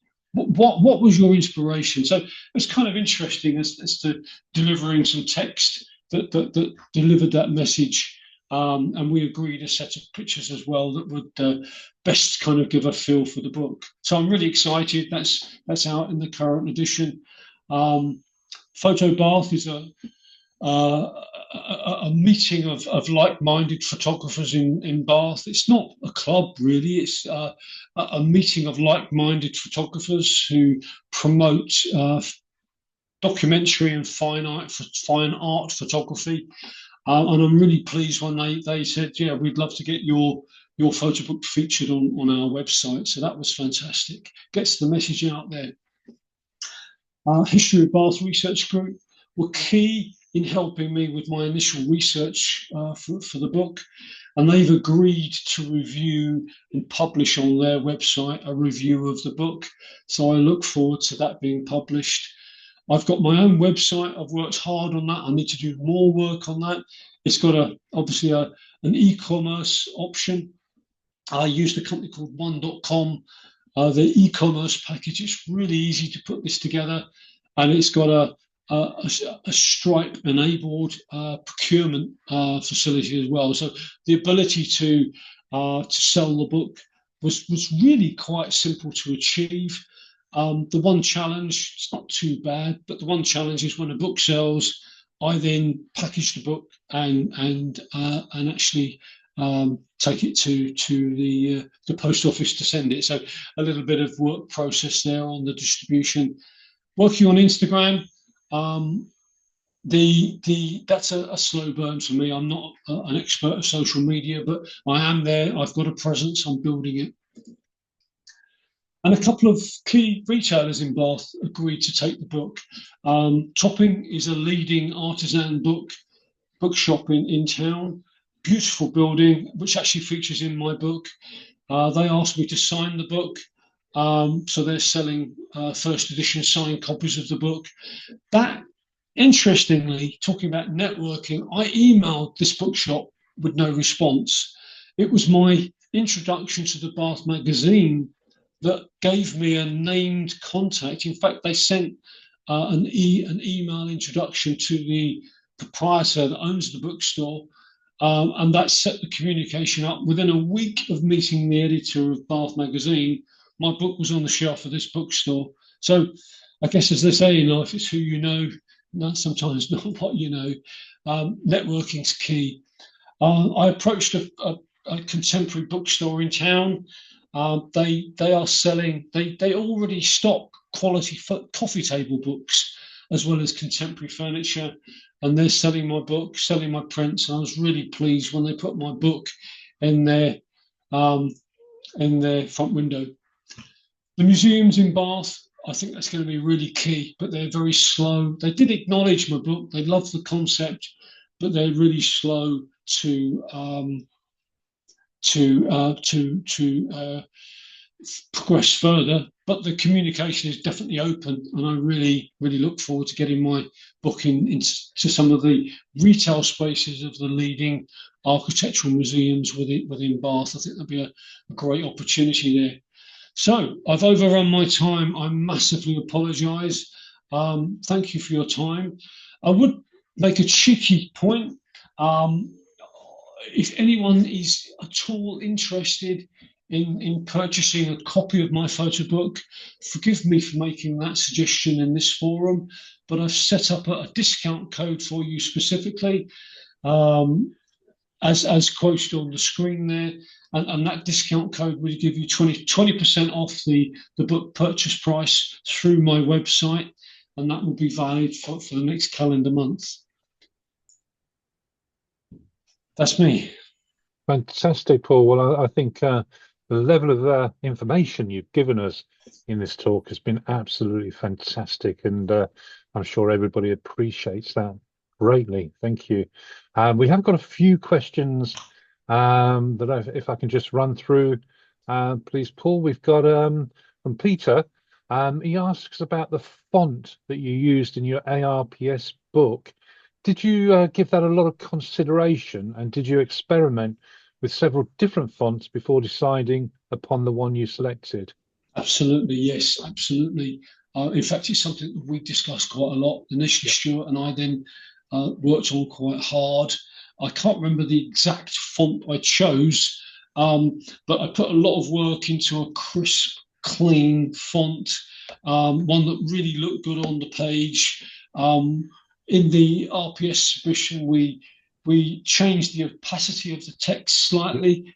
So, there was quite a bit of text in the book, which was important in the context of the book, but we wanted to make the text subordinate to the imagery, and changing the opacity of the text just kind of promoted and allowed the picture, the photography to stand forward. So absolutely did quite a lot of work. And of course, making the changes on the screen is important, but get it printed. Make sure you're happy with the printed output, and it delivers on paper exactly what you want to see. Great question, and it's part of the mix, part of the creation of the book that needs to be considered carefully.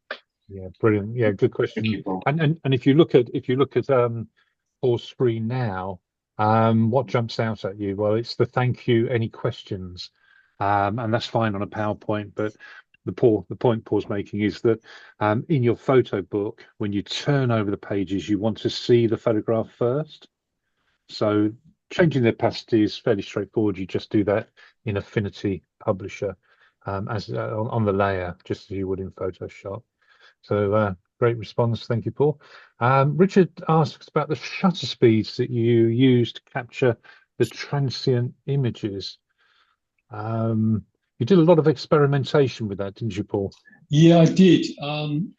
Good question. I did do some long exposure work, but most of my work is multi-exposure, and I wanted to capture the subjects moving through the frame very carefully, and so I was looking at shutter speeds probably of 100 or faster, hundredth of a second or faster.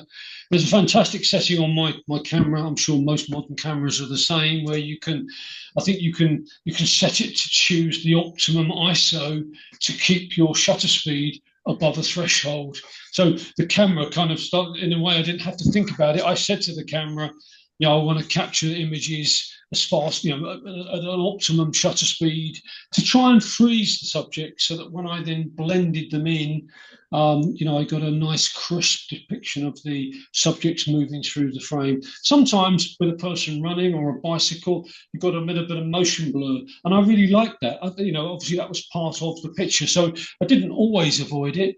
Sometimes it's kind of nice to use that, and then other times it's nice to just get the clear depiction of the people frozen in the frame. Brilliant, thank you. Maggie likes your captions under some of the images, but she's heard previous advice that captions can distract from the image and could instead be added to an index at the end. Well, what's your view on that, Paul? Yeah, no, absolutely. And I think for the RPS submission, I really was conservative with any captions. Really, I was just describing, this is a picture of a certain place at a certain time, and kept it really simple. The example I gave with the now picture, which was much more textual, a commentary about the actual content of the vintage image versus the modern image, that was for the final book for public consumption. So it's an example of knowing your audience and tailoring the book for that audience. So with the RPS, it was really, really photography led, and the captions were kept to an absolute minimum.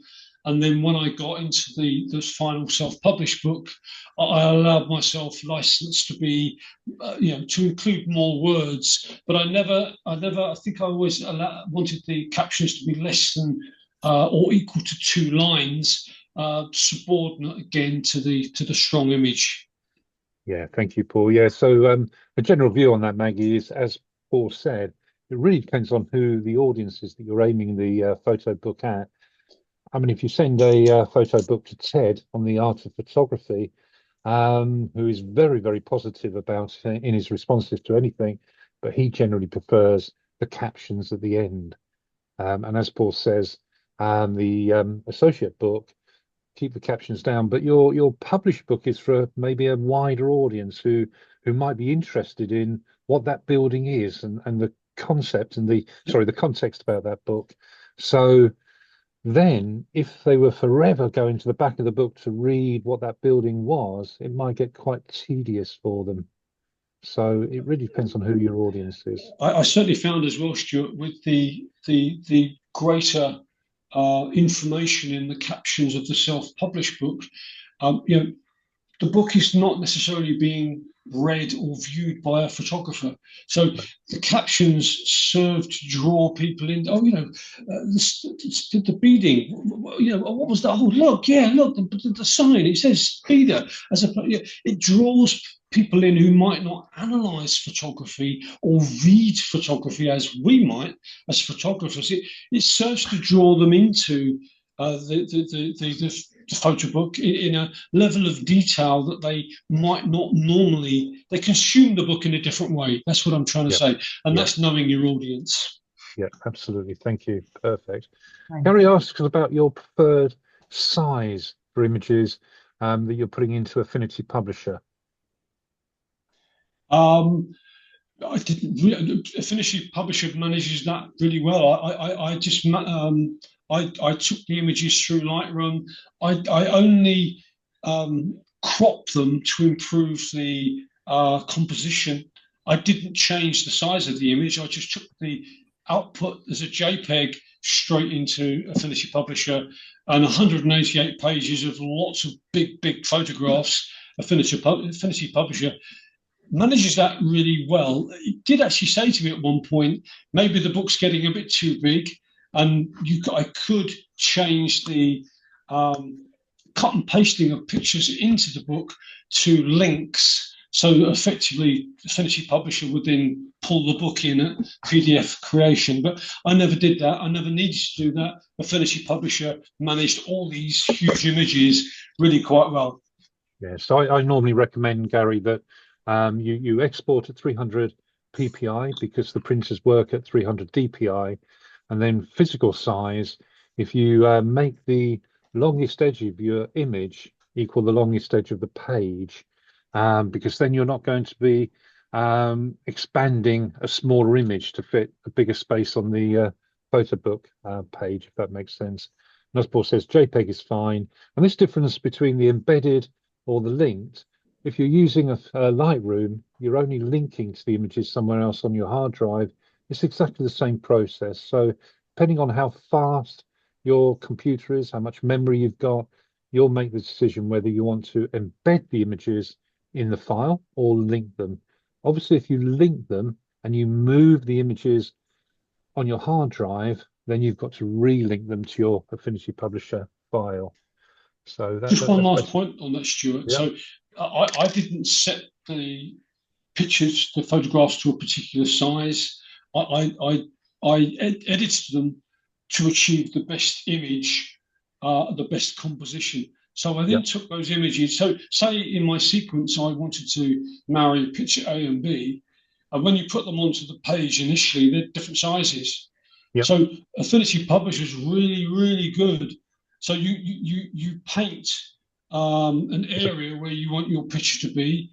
That's managing the paper size, it's managing the gutter, managing the margin size, and then you can resize the photograph, and the guidelines appear really neatly within Affinity Publisher to show you that the pictures match top and bottom, left and right displacement from the gutter, left and right displacement from the right margin. So you can bring an assortment of pictures into Affinity Publisher, and it works really well in being able to dynamically work with them to achieve an optimum presentation within the book. Yeah, lovely, thank you.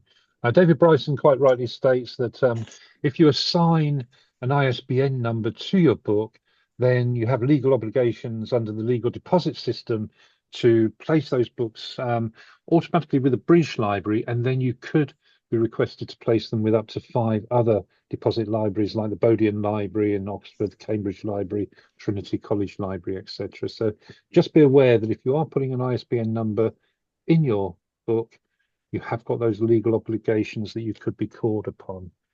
So that's great. Thank you, David.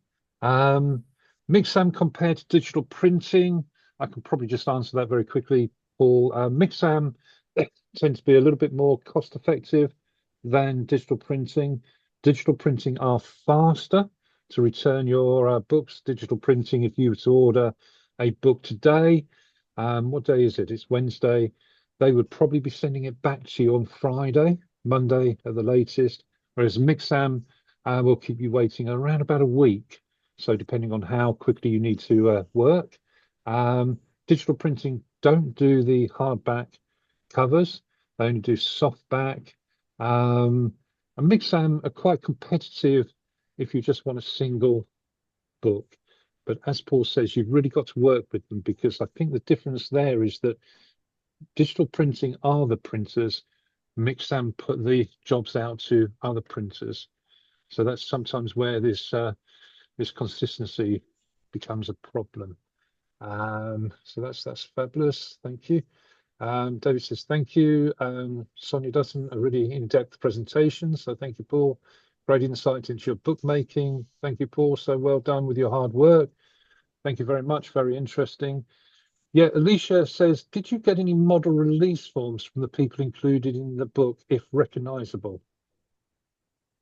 My guess is you didn't, Paul, because you were in the public arena. I beg your pardon, just said the question again, Stuart, I missed that. Yeah, did you get any model release forms from the people included in the book, if recognizable? No.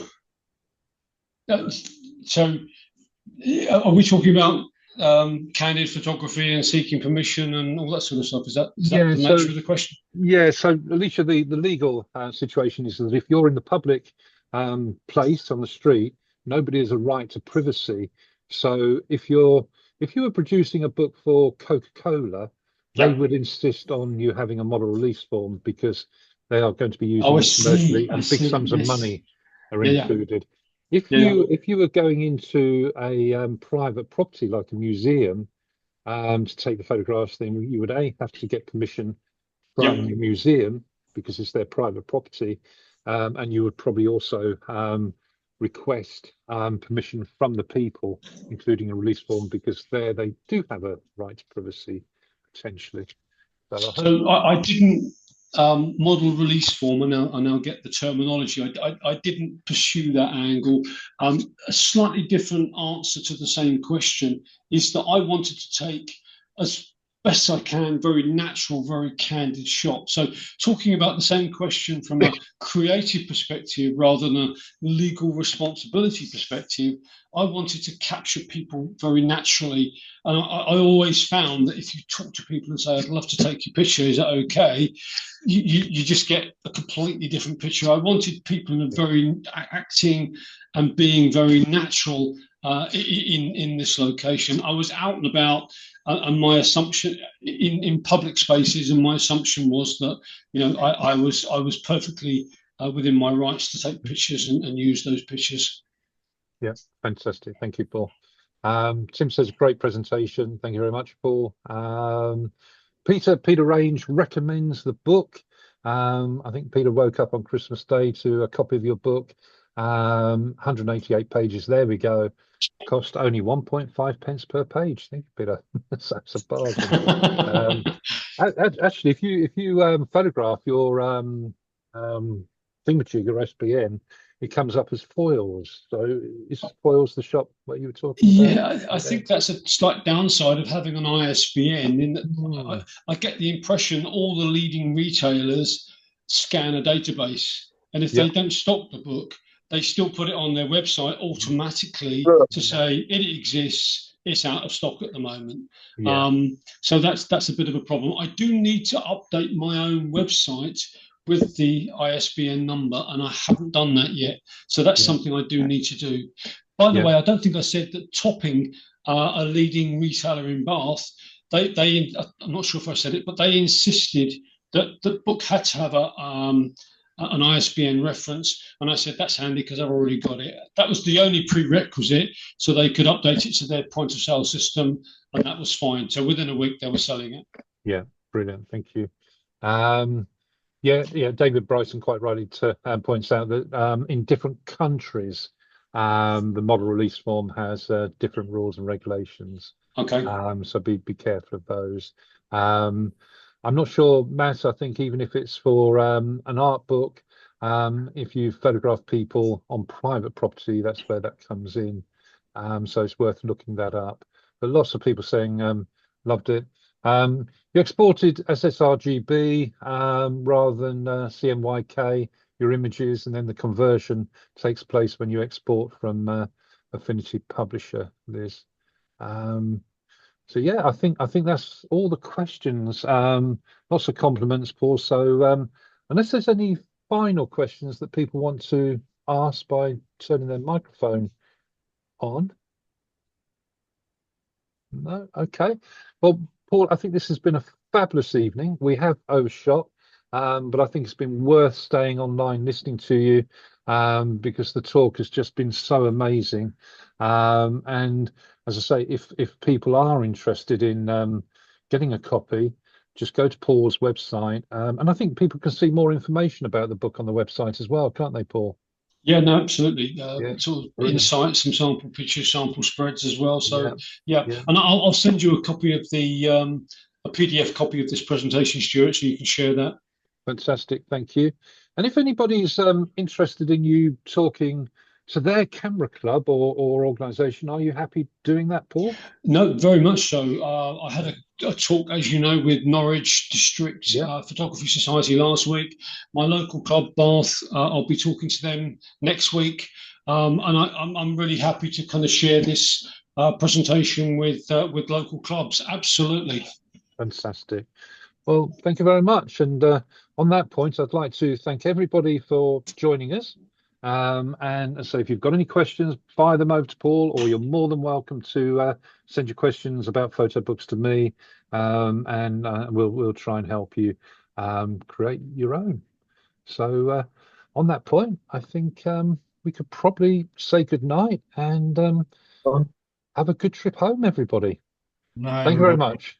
Thank you very much. Bye. Thank you. Thanks, Paul. Really Bye-bye. helpful. Really, really good. Thank you so much. No problem. Thank you. Well done, Paul. Thank you. Thank you. Well done, Paul. Excellent. Thank you very much. Appreciate it. Thank you. Lovely. Thanks, Paul. I'll be in touch with an email if that's okay. Yeah, please do. Welcome to Thank you, Stuart. Thanks for arranging this evening. I really appreciate it. Yeah, no, thank you for your time. It's been great. Excellent. Okay. Thank you very much, everybody. See you next time. Thank you. See you then. Bye-bye. Bye. Thanks, Stuart. Good night. Thank you. Good night. Good night.